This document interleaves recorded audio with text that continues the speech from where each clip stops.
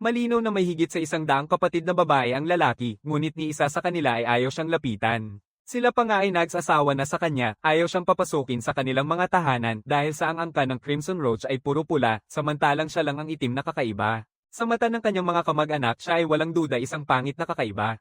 Tanging ang kanyang inang Roach ang hindi siya kailanman iiwan. Kung wala siya, marahil hindi niya naisalba ang kanyang unang pag-alis ng balat. Ang orihinal na planeta ni Banbo ay nasa isang galaxy, isang semi-teknolohiya, semi-militar na sibilisasyon. Nakipag-ugnayan ang kanyang barko sa isang turbulence ng space-time at nang muling magising siya, natuklasan niyang muling ipinanganak bilang isang roach sa primitibong planetang ito. Ano ang gagawin ko ngayon? Nakatayo sa isang dahon sa tuktok ng puno, malalim ang iniisip ni Banbo. Tinitingnan ng kanyang mahina na katawan, may 6 pang yugto siya bago maging isang sub-adulto. Karamihan sa mga kapatid niya mula sa parehong batch ay nasa ika-7 yugto na. Samantalang nakatapos pa lang siya ng 3 molteng, nasa mahina pa rin siyang ika-4 na yugto. Naniniwala si Banbo na ito ay dahil sa labis na pag-iisip ng tao na sumasakop sa kanyang utak na nauubos ang lahat ng sustansyang kailangan para sa paglaki at pagpalit ng balat. Ayon sa genetic na alaala ng ipis, kailangan niyang makumpleto ang hindi bababa sa 9 na pagpalit ng balat upang umabot sa yugto ng sub-adulto bago dumating ang taglamig o hindi siya makakaligtas sa lamig. Nipili ni Banbo ang isang nahulog na dahon. Bagamat hindi ito masustansya, maaari pa rin itong pasiglahin ang paglaki. Ang tanging pakinabang ng maging isang ipis ay hindi madaling mamatay. Kahit na maputol ang mga bahagi ng katawan nila, muling tatubo ito sa susunod na pagbalat, ngunit natuklasan ni Banbo na meron siyang agarang pag-uli ng mga bahagi dahil 5 beses na niyang nabali ang mga binti bago pa man magdilim ang gabi. Nagsimula nang maghanap buhay ang mga ipis sa paligid niya. Libo-libo ang nakatira malapit at pareho nilang kinakaharap ang problema sa pagkain. Sobrang enerhiya, pero kulang sa protina. Napakababa ng kanilang katalinuhan. Sila ay sumusunod lamang sa alaala ng kanilang genes. Nagkakawang gawa para magsunog ng enerhiya habang naghahanap ng mga labi ng insekto na halos hindi nila mahahanap. Hindi nagsasayang si Banbo ng ganitong klase ng pagsisikap. Ginagamit niya ang enerhiya ng straight hiko. Sa paghahanap ng mataas na lugar para mag-glide, may membranous wings ang mga roach pero karamihan sa kanila ay hindi magaling lumipad o hindi talaga makalipad. Plano ni Banbo na sanay na tingnan kung makakamtan niya ang paglipad. Lahat ng dati niyang sira ng mga binti ay galing sa mga nabigong pagtatangkang lumipad. Malaki ang konsumo ng enerhiya ng pag-repair ng mga bahagi ng katawan. Patuloy na nagsusumikap si Banbo upang mapatunayan ang isang tanong. Pwede bang maging mandirigma ang mga roach sa pamamagitan ng siyentipikong pagsasanay tulad ng tao? Ibinunyag ng genetic na alaala na nakuha niya mula sa kanyang ikatlong pag-ungol ang eksaktong uri ni Banbo. Ang Crimson Roach Clan, isang sangay ng tribo ng Skyfire Roach. Ang clan ay may mga Crimson Roach na mandirigma na namumuno sa buong gubat, ngunit naisip ni Banbo, ipinanganak ba bilang mga mandirigmang roach bilang mga makapangyarihang nilalang o nag-e-evolve lang sila into? Pagkatapos maghanap buhay, bumalik si Banbo sa kanyang lungga at pumili ng isang makapal na dahon upang nguyain. Sa dami ng mga kasapi ng clan, hindi kailanman sapat ang karne sa labas. Pwede na niyang punan ng tiyan niya ng mga dahon ngayon. Biglang sumilip ang 2 antena sa makitid na pasukan, kumikilos at naglalabas ng pheromones. Karne, kainin, simpleng mga mensahe na puno ng kasiyahan. Nagalak ang loob ni Banbo, binaba ang dahon, at agad na tumakbo palabas. Nakatayo sa pintuan ng isang mahabang katawan na roach, hawak ang 2 harapang paa, nakahawak sa isang hibla ng karne na galing sa kung saan, iniaalok ito kay Banbo na parang isang yaman. Ang kulay ng katawan ng kanyang ina ay unti-unting naging mapatla, nagsisimula ng tumanda ang kanyang katawan. Papalapit na ang kanyang huling sandali, may 2 paraan ng pagpaparami ang mga roach, ang parthenogenesis at sexual na pagpaparami. Tanging ang sexual na pagpaparami ang may maliit na tsansa na makabuo ng lalaking roach. Ang dahan-daang ipis na nasa paligid ay pawang mga anak niya. Si Banbo lang ang kanyang nag-iisang anak na lalaki. Sa estetika ng Crimson Roach Clan, ang pula ang kulay na maganda. Si Banbo ay isang kakaiba. Matapos ang kanyang unang molteng, naging madilim na kayumanggi ang kanyang shell. Para sa ibang kasapi ng clan, siya ay walang duda isang pangit na aberrasyon. Lahat ng kanyang mga kapatid na babae ay ayaw sa kanya at ayaw makasama siya. Tanging ang ina niyang roach ang hindi siya iniiwan, buong puso siyang inaalagaan. 1 buwan na ang nakalipas, nagdala ang kanyang ina ng 2 piraso ng karne sa kalagitnaan ng gabi, tinulungan siyang tapusin ang ikatlong paglamon niya ng mas maaga sa takdang panahon. Hindi nag-aatubili si Banbo. Ngumo-ngumo ang pagkain habang iniisip ganito kalapad ang mga hibla ng kalamnan, galing kaya ito sa isang malaking nilalang. Saan kaya ito nagmula? Noong nakaraan, maaaring salungat ito ng swerte, isang pagkakataon lamang. Pero paano naman ngayon? Inang Gagamba ay maingat na kumakaway gamit ang kanyang mga antena, hinahawakan ng mga antena ni Banbo, ipinapahayag ang kasiyahan. Karne, mas marami pa, siya ay umiikot at mabilis na tumakbo palayo. May biglang naisip si Banbo, marahas na kumakaway ang kanyang mga antena. Sandali, sama-sama, huminto ang nanay, bumaling pabalik, ang mga antena ay kumikilos ng magulo habang tinitingnan si Banbo. Sama-sama tayo, nagpapahiwatig ang antena ni nanay ng panganib. Nagpapatuloy si Banbo sa pagsignal. Hindi natatakot. Sama-sama, tumitigil muna si inay, nag-iisip ng matagal bago pumayag na samahan si Banbo. Para sa maliliit na ipis, medyo mahaba ang biyahe. Hinigpila ni nanay ng ilang beses upang kumain ng mga nabubulok na dahon, pinupuno ang kanyang enerhiya, at nagtuloy-tuloy hanggang sa kalagitnaan ng gabi, sa wakas ay narating ang maliwanag na bahagi ng bundok. Nababahala si Banbo sa mga busog sa unahan. Sigurong mga raspberry yon, puno ng mga bunga ng raspberry. Ito ay mga halaman sa gubat, agad na nakikilala ni Banbo ang mga ito. Sa tabi ng mga raspberry, isang dambuhalang kuhol na may makintab na kulay crimson, ay marahang naghihiwa ng bahagi mula sa kalahating kinain na bangkay ng ahas, tinatanggal ang balat at itinatapon ito. Agad na nagsisiksikan ng mga kalapit na roach upang makipaglaban sa mga tira, ito ang mandirigmang roach clan na inilarawan sa alaala ng henetiko. Alam ng mga mandirigma ng clan kung paano aktibong gamitin ang lakas upang makamit ang ebolusyong henetiko, o marahil ito ang kanilang likas na potensyal na henetiko. Nakatitig si Banbo, naguguluhan. Nanlaban si Mother Roach papunta sa mas malaking kalansay sa malapit. Bumalik sa katinoan si Banbo at tumingin ng mabuti. Ang hindi kumpletong kalansay ng isang malaking nilalang ay parang isang maliit na bundok na puno ng mga roach na nag-aagawan sa pagkain. Tumingin si Banbo sa Crimson Roach Warrior. Matapos kumain ng ilang kagat ng karne sa kanyang hawak, basta na lamang niya itong itinapon, na nagdulot agad ng kaguluhan sa mga roach na naghihintay sa paligid. Ang paligid ng Crimson Warrior ay walang iba kundi mga punla, lahat ay forest plants. Sa mga lugar na may maraming forest, may maliit na tsansa ang mga karaniwang halaman na magbago ang henetiko at maging forest plants. Ang mga forest plants ay hindi pwedeng magparami. Bawat isa ay isang natatanging nilalang sa universo, ang pinakamataas na uri ng halaman na nakabase sa karbon. Kahit ang teknolohiya ng tao ay hindi kayang baguhin ang posibilidad ng mutasayon o muling likhain ang mga ito. Hindi naniniwala si Banbo na magagawa ng mga uod sa isang primitibong planeta ang hindi kayang gawin ng mga tao. Ang nakakapagpaliwanag sa kanya ay kung saan nagmula ang lahat ng ito mga forest plant. May mataas bang posibilidad na maglabas ng forest plant ang planetang ito? Upang matuto pa, kailangan niyang palagwin at buksan ng mas maraming alaala ng henetiko. Batay sa kanyang sukat, tinatayang ang Crimson Warrior ay may habang 1 metro. Sa ikatlong planeta ng sistema ng araw, tiyak na matatakot ang ilan sa mga kababaihan, iniisip niya ang laki at lakas ng pakikipaglaban ng iba pang mga mandirigmang clan. Ang kaalaman sa pagtatanim ng mga halaman ng lakas at aktibong pagsipsip ng lakas para sa ebolusyong henetiko ay nangangahulugang walang katapusang posibilidad. Dapat ay may mga napakalakas na nilalang. Nasa malalim na pag-iisip, tanging nakakanguya si Banbo sa mga bulok na dahon sa lupa. Sobrang hina niya para makipagkumpetensya sa karne. Inay ay matagumpay na nahuli ang isang hibla ng karne at masaya siyang tumakbo papunta kay Banbo. Marahang nilalapat ang kanyang antena sa kanyang ulo, ipinapahayag ang kasiyahan. Kumain. Kumain kagad. Sa sandaling ito, mas nais ni Banbo ang paglaki kaysa kailanman upang makalabas agad sa yugto ng larva. Tanging ang mga sub-adult ang may pagkakataong makaligtas sa darating na taglamig. Sub-adult, mga uod na lumaki na at ganap ng mga adulto. Ang susunod na hakbang ay maging isang Crimson Roach na mandirigma, sumisipsip ng lakas upang makamit ang henetiko na ebolusyon. Hindi nag-aatubili si Banbo, niyayakap ang karne at kumakain. Kailangan niya ng karne upang mapunan ang kanyang nutrisyon. Nakikita ito, masayang hinahawakan ni Inay ang antena ni Banbo gamit ang sarili niyang antena, at pagkatapos ay ipagpatuloy ang pakikipaglaban para sa mas maraming pagkain. Sa sandaling iyon, naglalabas ang prutas ng enerhiya ng kulay kahel, tanda ng pagiging hinog. Maingat na hinihiwa ng Crimson Warrior ang prutas gamit ang kanyang matalim na pangharap na kuko, saka dahan-daang nilulunok ito.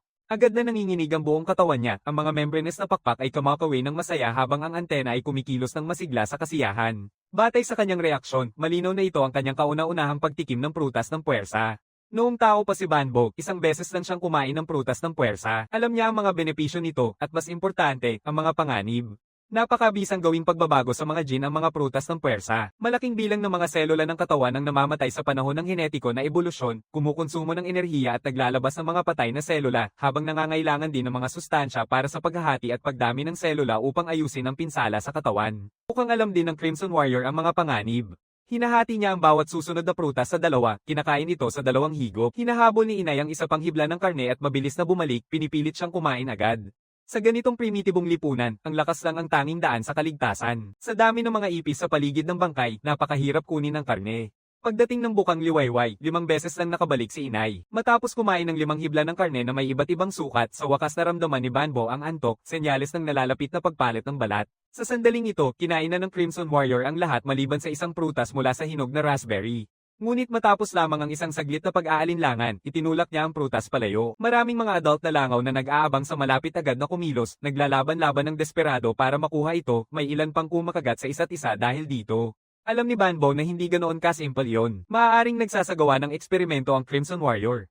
Nararamdaman niya ang kakayahan ng force fruit na pasiglahin ng genetic evolution. Nais niyang patunayan kung makakatulong ang force fruit sa mga karaniwang ipis na mapalaya ang kanilang mga hangganan at mag-evolve bilang katulad niya. Agad ang resulta, ang langgam na kumakain ng raspberry ay huminto sa kalagitnaan ng mahina ang anim nitong mga paa at bumagsak. Ngunit hindi maintindihan ng mababang intelihensya ng langgam ang sitwasyon. Sila ay mabilis na nagsusunggaban para mag-away sa raspberry. Ang kakain nito ay mamamatay din. Matapos ang ilang sandali, kinumpirma ng mga nakatingin na pumanaw na ang pareho at walang pag-aatubili nilang nilapitan upang magpakasasa sa mga bangkay. Ngunit napakalakas ng enerhiya ng force fruit. Isang buong bahagi ng mga kuhol ang bumagsak, nagka-cramps at namamatay. Nakita ni inay na nakatayo sa tabi ni Banbo ang mga bangkay ng kuhol at agad na nagsimula siyang tumakbo papunta sa pagkain. Banbo, natatakot, agad siyang huminto. Doon lang niya natuklasan ng gulat, nabiyak ang likurang binti ng ina sa isang pagkakataon. Hindi agad nakaka-regenerate ng binti ang ina. Isa na siyang isang 19th instar na adulto at hindi na muling makakabuo ng mga bahagi ng katawan sa pamamagitan ng paglamon. Kasabay ng kanyang pagtanda, hindi na siya malamang na makaligtas sa taglamig na ito. Mas lalo pang lumalala ang sugat na ito. Nakaramdam ng guilt at pagkadismaya si Banbo, kumikindat-kindat ng anteni upang magpadala ng alalang senyales. Inyaangat ng ina ang kanyang mga antena ng may kapanatagan, mata, maayos, kumain. Patuloy na tinitingnan ng ina ang mga ipis sa lupa ng may paghahangad. Alam lang niya na makakatulong ang karne upang mabilis na lumaki ang kanyang anak. Ito ang pinakapangunahing pagmamahal ng ina na walang halong komplikasyon. Sa parehong oras, biglang nag-alala si ina, nagbababala ng panganib.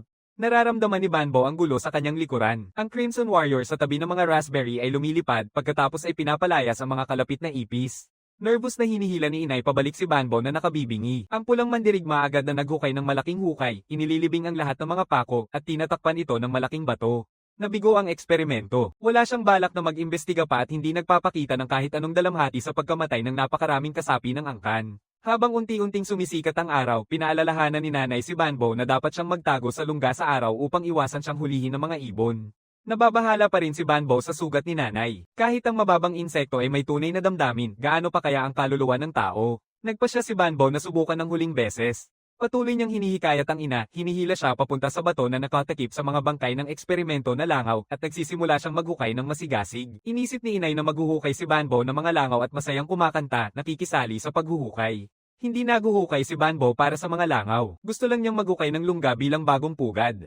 Balak niyang tumira dito ng matagal. Nakakapagod makipag-usap kay nanay si Banbo. Kailangan niyang ulitin ng 10 beses ang bawat mensahe bago niya maintindihan at gawin ang nararapat. Nakikita si Ina na sa wakas ay handang huminto at magpahinga, nagtanong si Banbo, gutom na. Agad na sumagot si Ina, hindi gutom. Masaya siya. Ang pagiging kasama lang ang anak niya ay para bang nagpapasaya sa kanya. Si Banbo ay nagmadaling lumabas sa lungga, naghahanap sa paligid, humahawak ng piraso ng bulok na dahon at mabilis na bumalik dala ito sa kanyang mga pangil. Matapos ang kalahating araw na pagod at paulit-ulit na paalala sa ina na huwag hulihin ang mga ipis sa ibaba, sa wakas ay nakatulog si Banbo ng mapayapa. Sa kanyang pagtulog, bumaha sa kanyang alaala ang iba't ibang magulong kaalaman sa genetika, iba't ibang uri ng pagkain, at 18 beses na paglutang, mga kasanayan sa pagtitiis sa gubat na nakaukit sa lahing genes. Sa bawat pagpalit ng balat at paglaki, inuulit ito, at siya ay natutulog.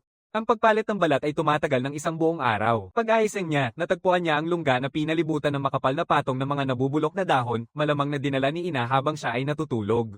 Wala si ina sa paligid. Hindi lang si Banbo ang anak na hindi pa ganap na lumaki, halos 100 anak na babae sa larval stage ang kailangan ding alagaan.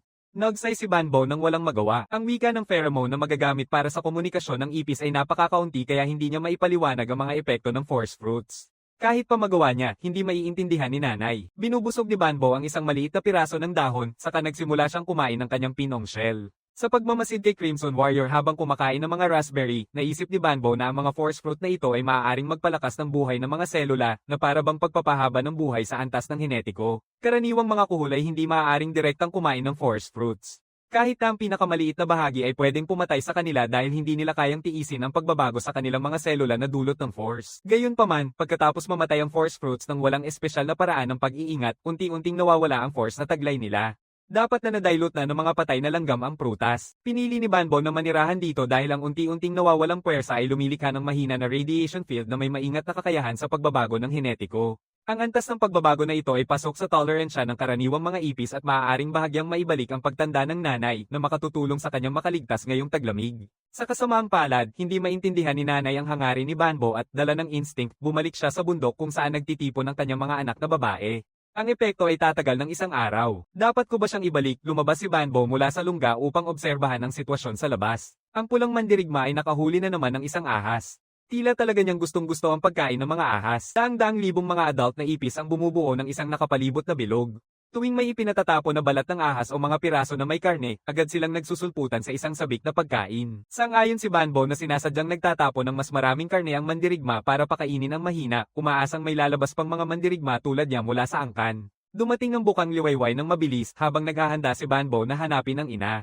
Siya ay bumalik mag-isa. Hinahayaan ni Banbo ang ina na kumain at magpahinga sa loob ng lungga. Kulang na kulang ang karne ng ahas. Inaalam ni nanay na hindi niya kayang makipagsabayan sa mas batang mga adulto. Nagpapahinga, nagsimula si nanay kumain ng ilang dahon ngunit di nagtagal ay naging balisa at nagsimulang maghukay sa lupa. Hindi pa niya nakakalimutan ng higit sa 20 roach na nakabaon sa ibaba. Hinigpitan ni Banbo ang kilos ng ina, paulit-ulit na nagpapalabas ng pheromone ng panganib. Inilalakad ni inay ang kanyang mga antena, nagpapahiwatig ng kalituhan. Nag-aalala si Banbo. Sa wakas, sumuko na si inay sa paghuhukay at nagpa siya ng umalis. Hinaharang siya ni Banbo, patuloy na nag-iilaw. Nababahala na naman si inang. Matapos ang isang sandaling pagkabalisa, sa wakas ay sumunod si inang at nanatili upang magpahinga sa ilalim ng lupa. Natakot si Banbo na lalabas siya upang makipaglaban para sa karne ng ahas. Kung muling masugatan siya, wala nang magliligtas sa kanya. Pinipigilan lang niya ang pasukan ng lungga. Kapag nakalma na si Ina, titigil na siyang maghukay ng mga ipis o umalis para maghanap buhay. Maingat siyang nagpapahinga hanggang sa umaga.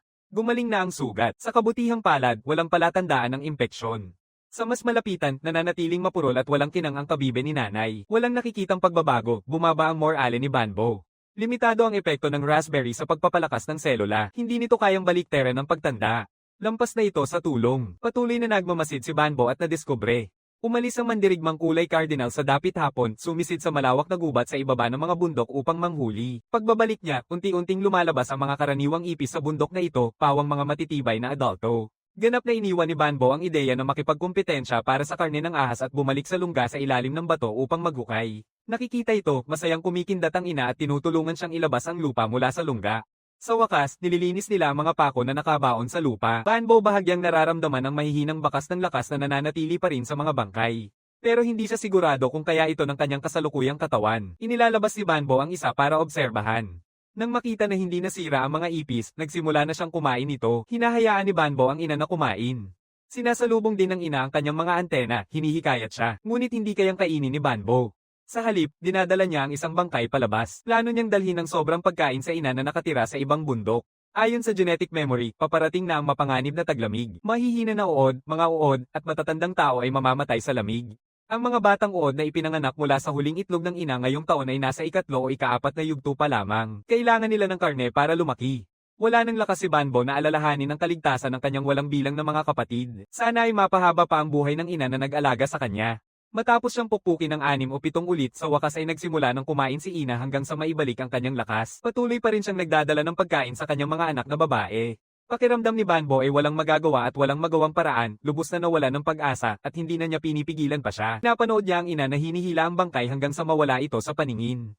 Batay sa kanyang mga kamakailang obserbasyon, walang makabuluhang pagbabago ang epekto ng prutas ng lakas sa pagtanda ng katawan ng ina. Ang pagtanda at kamatayan ay nananatiling likas na batas. Kahit ang sibilisasyong pantao na may makabagong teknolohiya ay hindi ito maibabalik. Ngayon ay isang simpleng uod lang siya. Bakit pilitin pa? Mas mabuting hayaan na lang ang kalikasan ng umusad. At sa ganitong paraan, matapos ang 5 araw ng tuloy-tuloy na pagkain at pagsasanay, narating ni Banbo ang kanyang ika-5 pag-ungol. Kinabukasan, natapos ni Banbo ang kanyang ika-5 pagbalat. Maraming biyahe pa ang ginawa ni inay sa panahong ito. Ngayon, isang langgam na lang ang natitirang nakabaon sa ilalim ng lupa. Kung walang karne, at umaasa lang sa nabubulok na dahon, doble ang tagal ng bawat yugto, mga 10 araw bawat isa. Ibig sabihin, 40 araw pa ang kailangan para umabot sa yugto ng sub-adult. Sa karaniwang lakas ng pakikipaglaban ng ipis na walang kakayahang manghuli at hindi makipagsabayan sa mga adult ipis sa pagkain, ano ang magagawa niya? Iniisip ni Banbo ng 2 opsyon.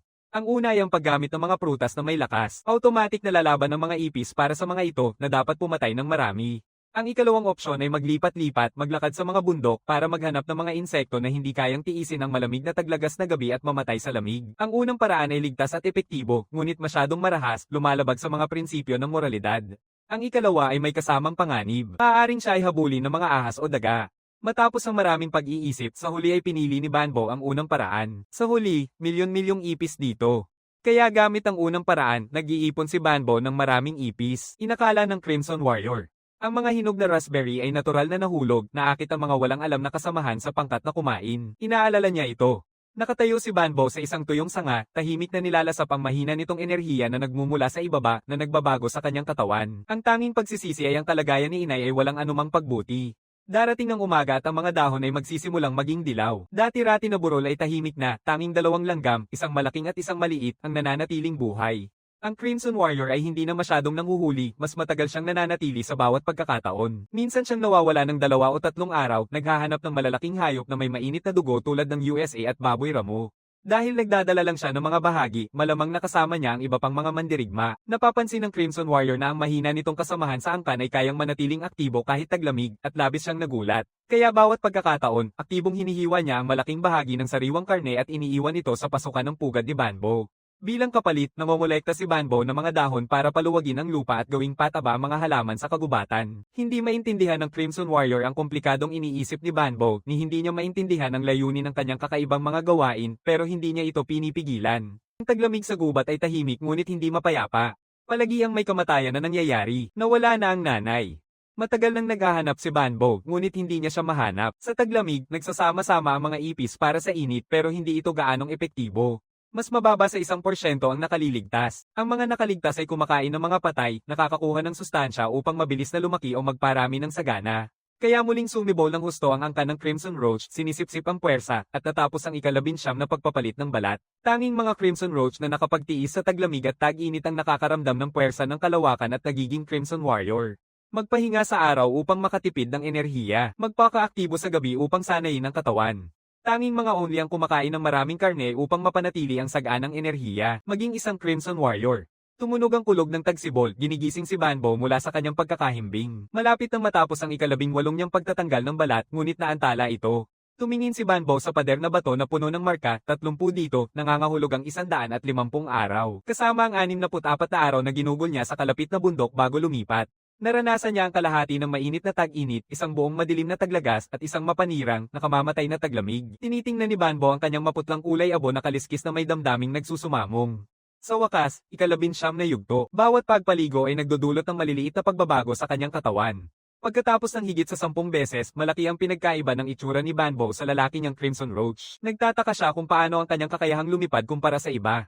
Mas nakababahala kay Banbo ang isang bagong bahagi ng alaala. Pagkatapos maging isang Crimson Warrior, ang unang binhi ng buhay ay dapat isang binhi ng halamang gamot.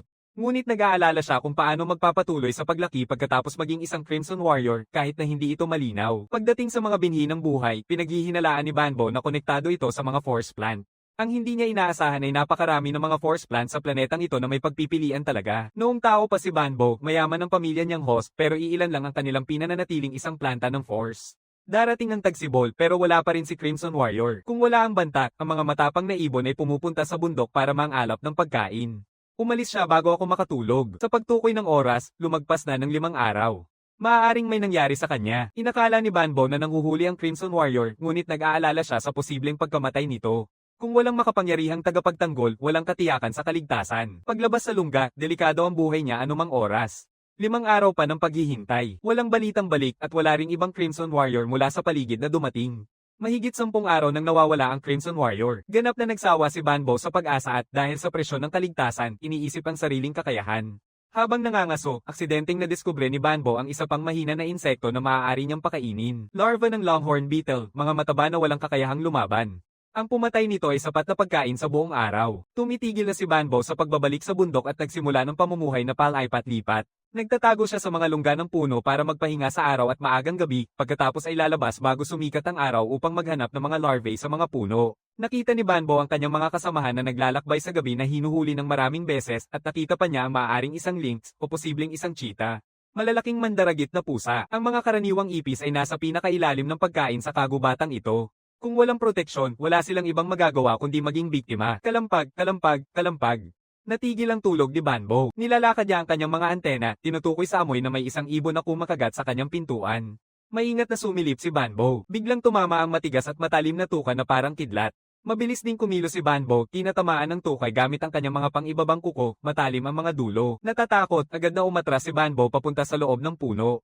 Sa 12 sentimetro, mas matibay si Banbo kaysa sa karaniwang adult na langaw. Pero kumpara sa pulang langgam sa labas, hindi siya karapat-dapat. Talagang tinusok ng tuka ang puno. Dinudulutan ng dila ng ibon ng tumpak, tinutukoy ang kanyang lokasyon. Lumalayo si Banbo habang umiindayog ng kanyang mga harapang paa, mas mabilis pang tumama. Matinding kinakalampag at paglikha ng dalawang sugat, sumisigaw sa galit ang kulasisi, saka tuloy-tuloy na kumakagat ng galit. Mas desperadong inaatake ang puno, determinado na wasakin ang bahay ni Banbo. Tinitingnan ni Banbo ang labas. Maliwanag pa rin. Lubos siyang nagpapahinga. Matagal nang nakagawa ng dalawang butas ang pagtok, hindi posible na batasin ang buong bahagi ng kahoy na ito. Pagkatapos magtrabaho ng ilang sandali, biglang tumatalon ang kulasisi sa isang sanga at sumisigaw ng malakas. Isa pang kulasisi ang lumilipad. Nagpapalitan ng maikling senadoryas ang dalawang ibon sa sanga. Sige, simulan na, may dagdag na puwersa. Talagang hinahabol na nila ako ngayon. Dalawang woodpecker ng magkasama ay tiyak na makakatukas sa kahoy, kaya wala nang mapagtataguan. Matapos ang masusing pag-iisip, iisa lang ang naging conclusion. Tiyak na kamatayan. Ang aking kaluluwa ay na-mutated dahil sa radiation ng metal core. Muling akong ipapanganak pagkatapos ng kamatayan na ito, sana sa susunod mas malakas na uri ng buhay ang maging akin. Sobrang nagsumikap ako mula sa uod ng langgam hanggang maging isang ganap na adulto. Kamakailan ay bahagya kong nararamdaman ang presensya ng puwersa. Nagpapakita na ako ng mga palatandaan ng ebolusyon sa pagtulog. Malapit na akong maging isang makapangyarihang nilalang sa tuktok ng pagkain chain. Pero sa kritikal na sandaling ito, mabibigo ako. Plano ni Banbo na hulihin ang isang walang ingat at sadyang mapatna ang mata ng isang woodpecker bago siya mamatay. Biglang may sigaw ng isang titig na nakaririnig mula sa labas ng pugad ng kahoy. Biglang tumigil ang pagbato. Tinitingnan niya sa butas na pinukpok, nakikita niya ang katawan na may brown at itim na guhit na may kaliskis na dahan-daang dumudulas palayo. Maingat na lumalabas si Banbo mula sa pugad sa puno, mabilis na tinitingnan ang paligid at agad na umatras. Walang bakas na mga kulasisi o kung saan pumunta ang python. Isang mapanganib na krisis na naresolba ng ganun lang. Ang mga ipis na naninirahan sa bundok ay nakakaakit ng maraming mandaragit. Kailangan niyang lumipat ng malayo sa mapanganib na lugar na ito. Bumaba si Banbo sa isang mataas na puno at tinitingnan mula sa itaas. Malayo ito sa bundok, isang mahina at malabong asul na anino sa kalayuan. Ngayon, kailangan niyang humanap ng tunay na ligtas na pugad. Habang nag-iikot, natuklasan ni Banbo ang isang mas mahusay na pugad. Isang malaking itim na bato na nakatayo sa gubat. Sinusuri ni Banbo ang paligid. Sa tabi ng bato ay isang maliit na piraso ng damo, at malapit dito ay makakapal na sinaunang mga puno. Tiyak na maraming insekto na mas mahina kaysa sa kanya. Huwag mag-alala tungkol sa pagkain. Ang ika-19 na pag-ungol ay ang pagbabago mula sa karaniwang buhay tungo sa pagiging makapangyarihan. Malamang na napakahaba ng kanyang pagtulog.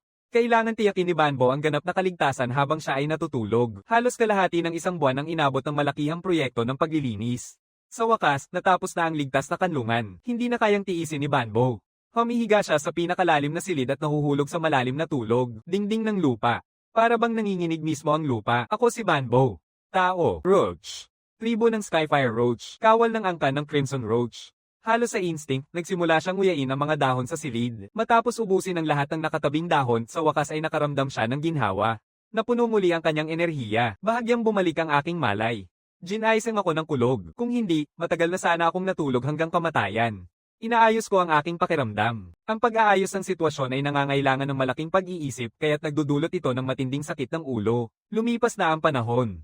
Sino ang nakakaalam kung gaano katagal? Bago matulog, partikular na pinatay ni Banbo ang 3 uod ng longhorn beetle. Ngayon, mga ito ay nabubulok at namumuo na, lubhang hindi nakakain. Batay sa temperatura, tinatayang ni Banbo. Ang ika-19 na niyang pagtutulag sa pag-uling ay umabot ng higit 1 buwan, diretso mula taglamig hanggang tag-init. Nang walang tulong ng teknolohiya, nagiging napakadelikado ang henetiko na ebolusyon. Bawat pagpapalit ng balat ay isang laban sa buhay o kamatayan. Kung hindi pa siya gin-icing ng malakas na kulog, siguradong malulunod na siya sa tag-init na ulan. Ang pag-alis niya ay nagdulot ng sukat ng kanyang katawan sa humigit kumulang 15 sentimetro.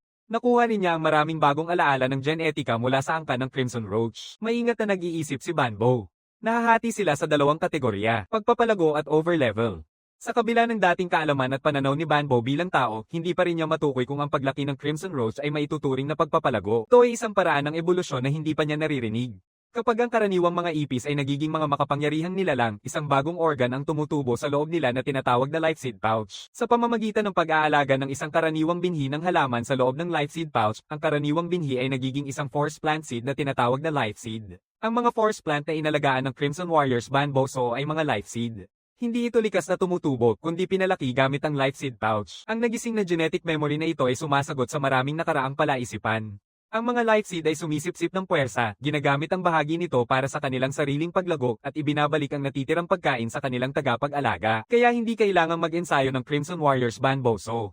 Sa katotohanan, palagi silang sumisipsip ng puwersa. Sa mga alaala ng henetiko, mas masalimuot pa ang kaalaman sa overbuhay. Karamihan nito ay malabo. Halimbawa, ang damo sa pasukan ng lungga ni Banbo ay tinatawag na nettle-tail grass.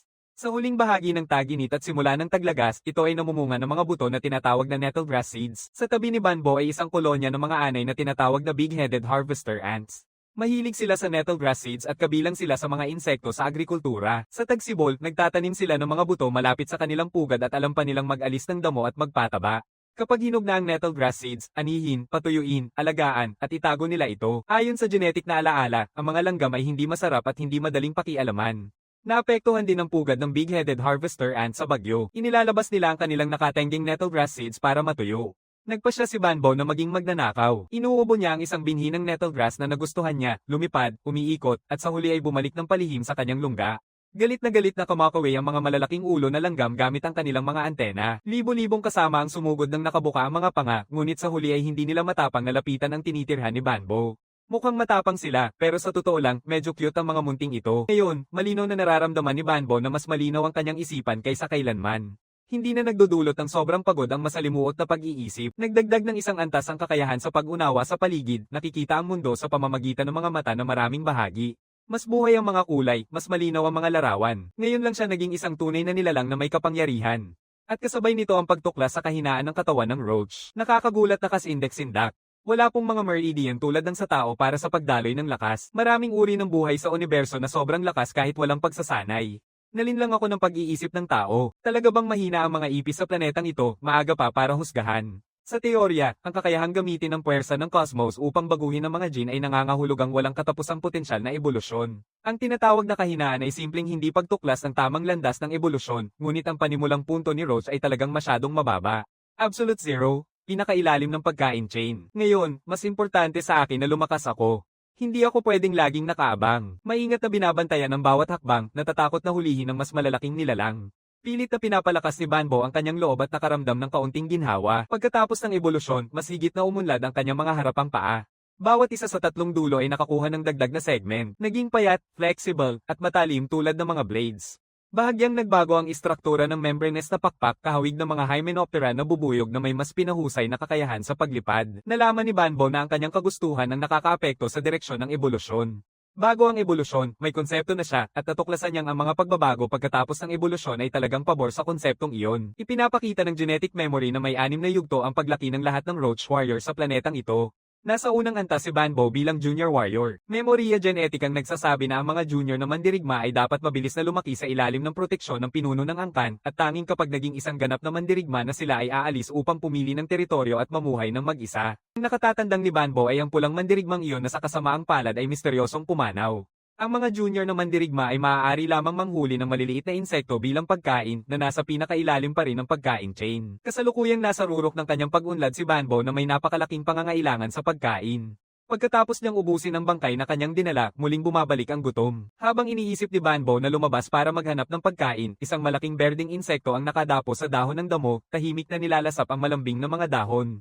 Ayon sa genetic na alaala, ang insekto na ito ay isang kabataan ng salaginto na walang kakayahang lumaban, ngunit mahusay ito sa pagtakas. Sinusuri ni Banbo ang paligid, tiniyak na walang ibang malalakas na mandaragit, at tahimik na lumalapit. Sa susunod na sandali, binibilang ni Banbo ang anggulo, biglang tumalon mula sa lupa, nawala ng balanse, ibinuka ang mga pakpak at sa isang iglap ay tinamaan ang target. Hinuhugot ng kaliwang harapang kuko niya ang likod na baluti ng nymph ng kawit na horn locust, sumisira sa kabibi, niyayakap ito ng mahigpit. Ang kanang harapang limb niya ay tumusok papunta sa mata ng compound. Malakas ang ingay ng gulo. Mga 10 nymph ng horn locust na malapit ang nagulat, naglundag at nagtakbuhan sa takot, at kaya ang buhay ay naging isang gawain araw-araw. Lumalabas si Banbo sa bukang liwayway at tanghali bawat araw. Sapat na ang 2 nymph na mahuli ng 2 beses para kainin. Ang natitirang karne sa likurang binti ay pinatutuyo para itago. Ang natitirang bahagi ay mapupunta sa kanyang mga tiyahin na kapitbahay. Di nagtagal, 1 buwan ang lumipas. Dumaan ako sa ikalawang paglutang, naging isang junior na mandirigmang level 2. Umabot ang haba ng katawan sa 18, bahagyang tumaas ang lakas pero hindi ito masyadong makikita. May 7 pang ganitong uri ng pag-unlad na ebolusyon. Tanging pagdating sa pinakamataas na mandirigma ang magdadala ng ikalawang makabuluhang pag-angat. Tinitingnan ng pasukan ng lungga, tanghali na. Umaatongal ang mga alon ng init, kumikislap ang hangin. Karamihan sa mga hayop ay hindi makatiis sa ganitong panahon at nananatiling nakatago. Tanging ang masipag na mga langit-ngit na harvester ants ang abala sa ilalim ng naglalagablab na araw. Salamat kay Banbo at sa ilang mga maliliit na ahas ng bulaklak na Mobus Ice ang manghuli sa mga nymph ng Swordhorn Locust at kumakain ng mga bagong sibol na damo ng uring, masagana ang ani ng mga langgam ngayong taon. Tapos na ang pag-ukit ng aking unang binhi ng buhay. Dapat ko ba itong itanim? Wala na, mali ang panahon. Ito pa rin ang ika-4 na binhi. Sayang naman kung mamatay ito sa init. Pero anong binhi ang dapat kong piliin para sa susunod na binhi ng buhay? Nagsimula nang mag-isip si Banbo. Lumabas siya para manghuli ng 2 malakas na nymph na may 2 paa na uupo sa pasukan, kumakain habang nag-iisip. Sa tabi ng ilog, tumutubo ang mahigit sa 100 punong moringa, partikular ang puting jade na moringa. Masarap ang mga moringa, at maliit ang mga buto nito na kasya sa bulsa ng binhi ng buhay. Ngunit ang mga buto ng mulberry ay tumatagal ng hindi bababa sa 3 taon pagkatapos itanim bago mamunga. Sa malapit na kagubatan ay may isang bihirang punong evergreen na nakalantad sa sikat ng araw. May problema rin ito sa mabagal na paglaki. Ang pulang raspberry ang pinakamainam na piliin, ngunit ang mga bunga ay hinog lamang sa huling bahagi ng taglagas. Kapag ang mga mandirigmang ipis ay nag-aalaga ng mga binhi ng buhay sa kanilang mga bulsa, ang kaalaman na kasangkot ay medyo komplikado. Bawat pagpili ng binhi ng buhay ay nakakaapekto sa hinaharap na evolusyonaryong paglago. Umalis si Banbo, samantalahat sa ligtas na init ng tanghaling tapat para pumunta sa ilog. Sa ilang paglalakbay, pumipili siya ng higit sa 100 ng mulberries at inilalagay sa pinto ng pugad ng mga malaking ulo na langgam na manggangoa. Hindi mapili ang mga langgam na ito at agad silang dumadapo rito. Mabilis nilang kainin ang laman ng moringa, kolektahin ang mga buto sa loob at ilagay sa araw upang matuyo. Nakabantay sa parang damo ng uring, ang buhay ay relaxed at masaya. Isang panibagong maaraw na araw. Mabilis na natutuyo ang hamog, abala ang mga malaking ulo ng harvester ants. Ilipat ang mga buto para matuyo. Habang bahagyang bumababa ang halumigmig, kalahating umaga pa ng araw ang kailangan upang tuluyang matuyo ang mga ito. Lumabas si Banbo ayon sa schedule, nakatayo sa isang malayong dahon ng damo at nagmamasid, maingat na naghahambing. Nais niyang pumili ng 3 mula sa pinakamagagandang puting jade mulberry at mga buto ng prutas na sinilungan ng araw para sa kanyang silid-imbakan. Napapansin niya ang isang kumikislap na gintong buto. Sa hugis, ito ay buto ng damo ng uring nettle. Ang karaniwang mga buto ay kulay kahoy kapag tuyo na. Tiyak na isang mutadong buto ng damong nettle ito. Isang buto ng halaman na may lakas. Sa tingin ko ba ay swerte ko, o talagang napakayaman ng planetang ito sa lakas, mas laganap ang mga mutasayo ng halaman. Sa kanyang kasiyahan, isang malabong alaala ng henetiko ang lumitaw sa kanyang kaluluwa na may isang termino, binigay na binhi ng Diyos. Itinatala ng alaala ng henetiko ang 2 paraan ng pagtatanim para sa binhi ng Diyos. Ang una ay direktang pagtatanim, ang resulta ay isang lakas na halaman. Nagbibigay ito ng mga buto o prutas na may hindi tiyak na espesyal na kakayahan kapag kinain. Ang ikalawa ay ang pag-aalaga gamit ang bulsa ng binhi ng buhay na may pagkakataong ma-infuse ang mga kakayahang pang-ugat sa binhi ng Diyos na nagre-resulta sa isang napakataas na kalidad na binhi ng buhay. Ang kahinaan ay ang pag-inom ng malaking puwersa ng cosmos at pagpapaliban ng personal na ebolusyon. Nag-aatubili si Banbo ng 2 segundo, saka siya lumipad, bumaba ng mabilis, at lunukin ang binigay na binhi ng Diyos ng isang higop. Binubuksan niya ang kanyang pouch ng binhi ng buhay upang takpan ito.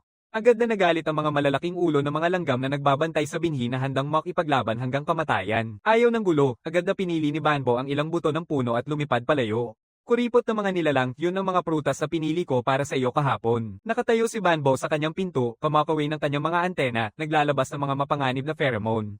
Ang mga sundalong harvester ant na may malaking ulo na parating upang magdulot ng gulo ay agad na nag-aatubili, hindi matapang na umusad. Nagkakahiwalay ang 2 panig sandali. Pagkatapos, umatras ang kolonya ng anay. Sila ay nag-iimbot lamang ng sama ng loob, hindi pa sa salamat, hindi maituturing na matalino na buhay, kahit na mababang antas ng katalinuhan. Si Banbo ay nagpatuloy sa pagmamasid buong araw at natuklasan na ang mga ugat ng nettlegrass ay hindi naaapektuhan ng matinding sikat ng araw.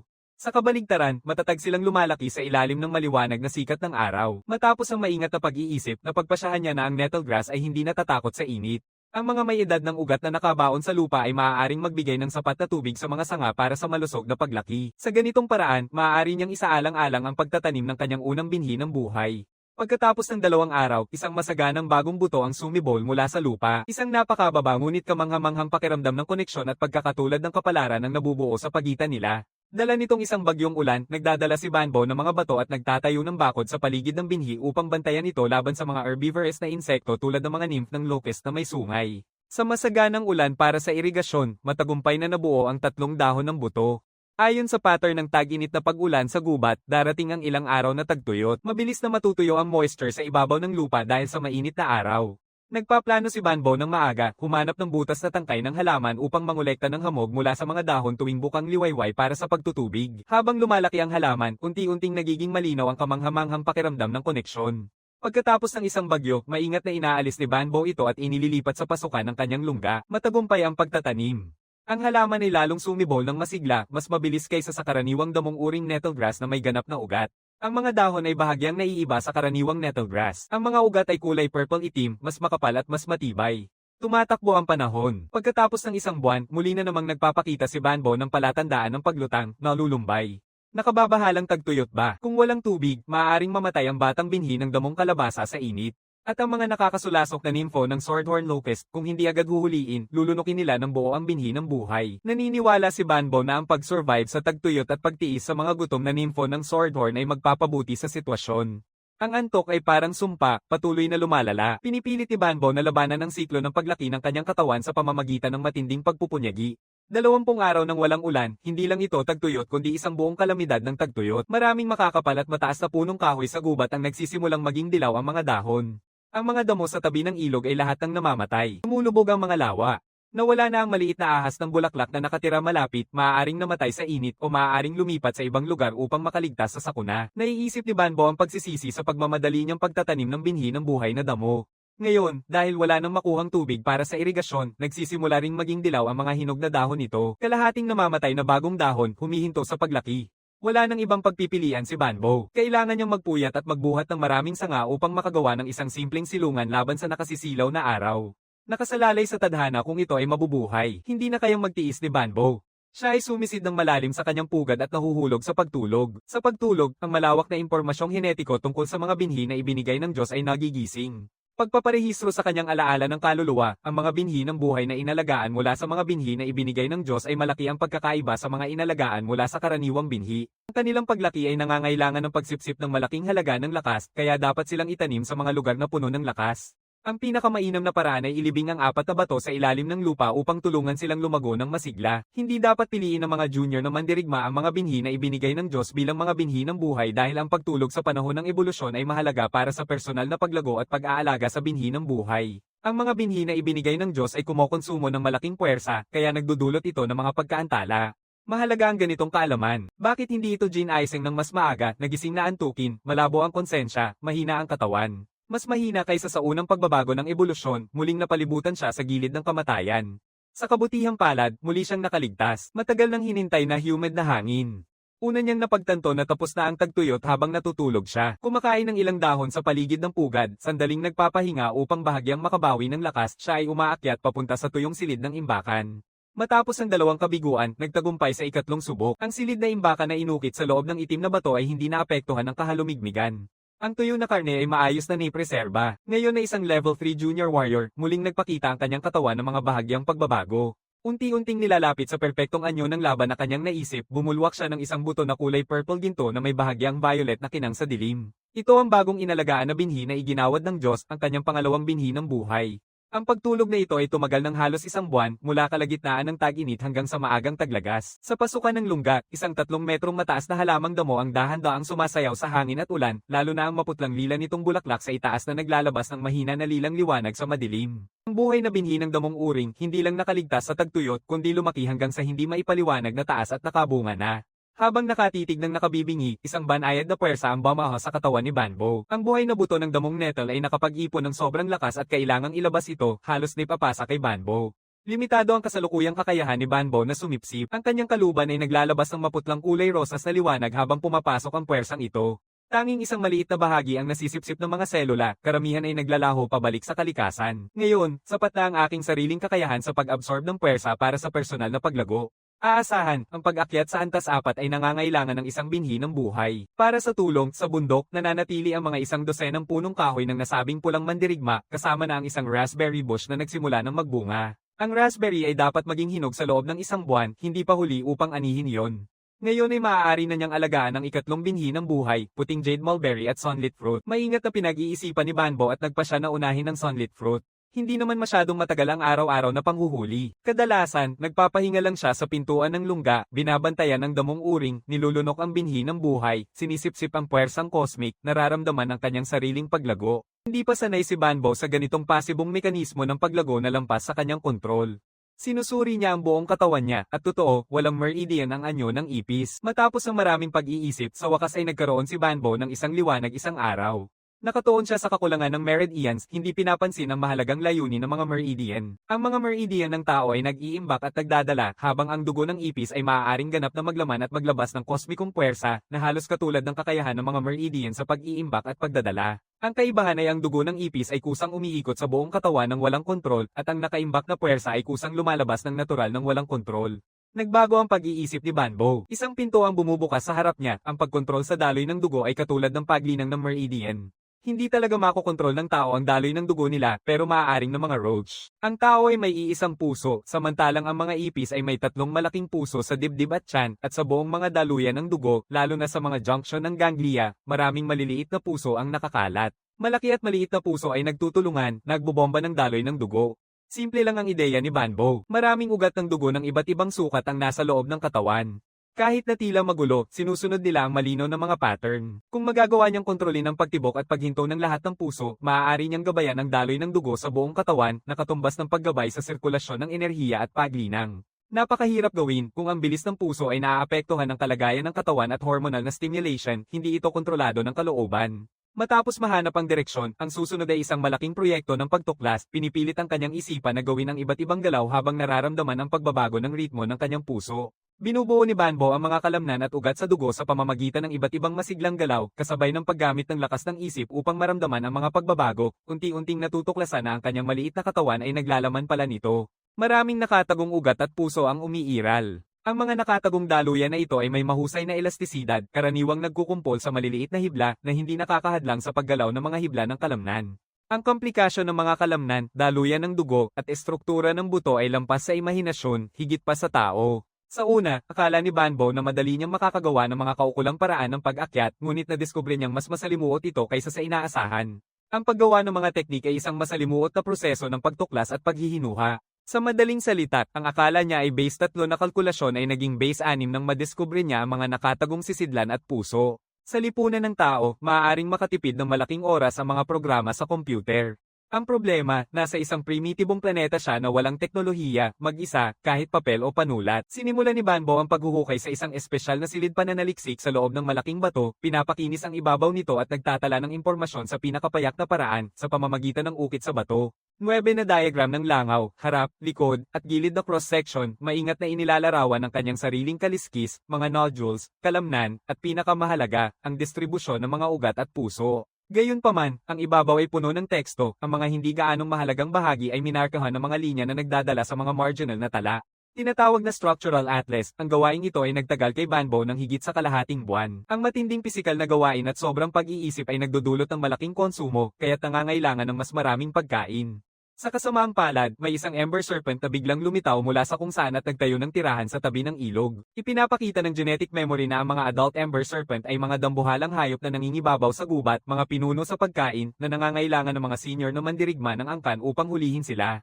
Ito ay isang batang ember serpent, humigit kumulang 5 metro ang haba, isang hindi malalampasang dambuhala para kay Banbo. Tanging mapapanood ni Banbo nang walang magagawa habang niloloko ng ahas ang kanyang target, hindi alam kung siya ang susunod na biktima, at hindi na rin mangangaso sa gabi. Akala niya kaya niyang tiisin ito, ngunit nagsisimula ng palawakin ng nilalang ang teritoryo nito, umaatake sa mga mole, daga, kuneho, ibon, at iba pang maliliit na hayop sa paligid ng gubat. Nakikita rin ng ahas na Ember ang buhay na binhi ng damong nettletail na naaakit sa aura ng lakas na inilalabas ng halaman, at sa isang punto ay inilipat nito ang lugar ng pagpapahinga sa ilalim ng araw mula sa itaas ng itim na bato papunta sa puok ng pugad ni Banbo. Tuwing umaga, walang palya itong dumudulas papunta roon, nakapalibot sa buhay na binhi, hindi aalis hanggang tanghali.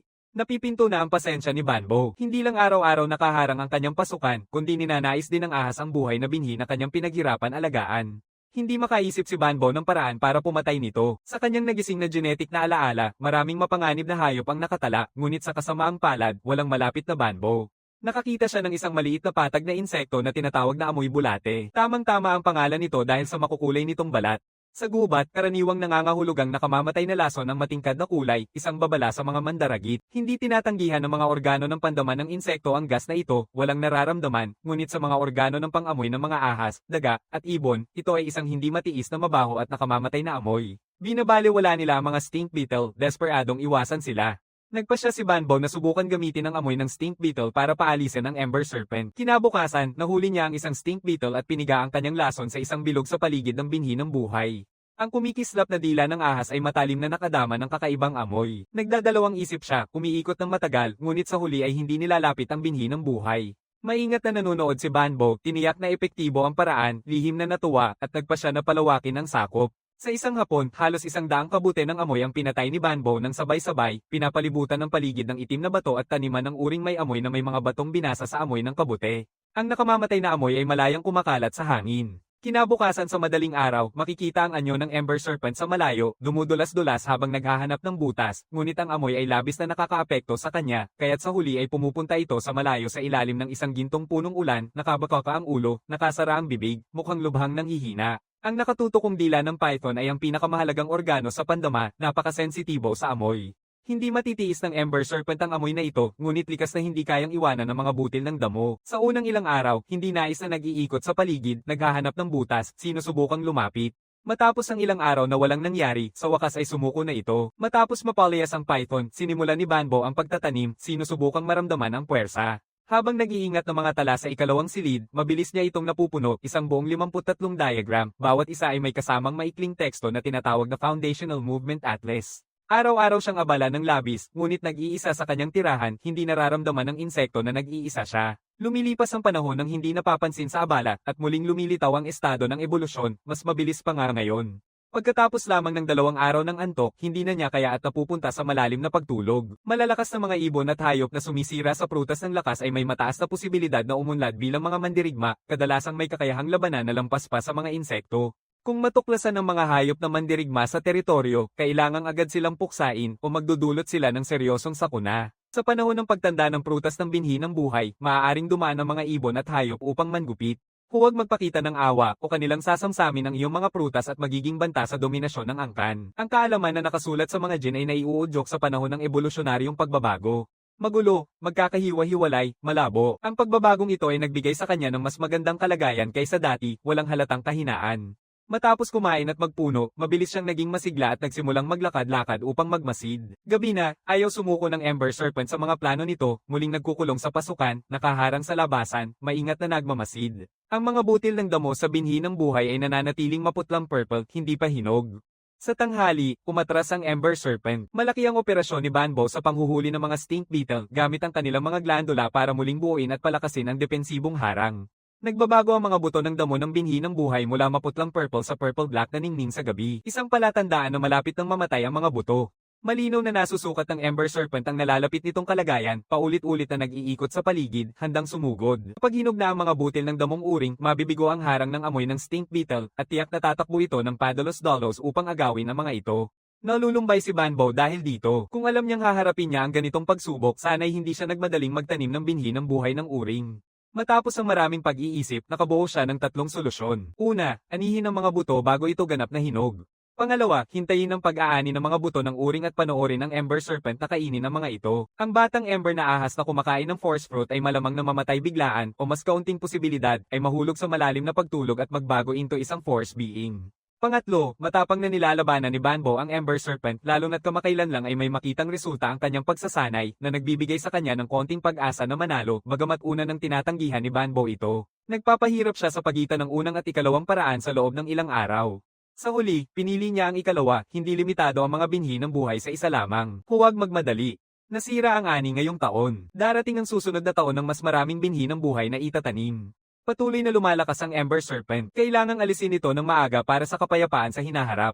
Isang araw pagkatapos piliin ang estratehiyang ito, ang pinakamababang buto sa tuktok ay tumitigil sa pag-iilaw sa gabi, tanda ng ganap na pagtanda. Ang Ember Serpent ay walang pake na umuukit sa pasukan ni Banbo, naghihintay na tumagal.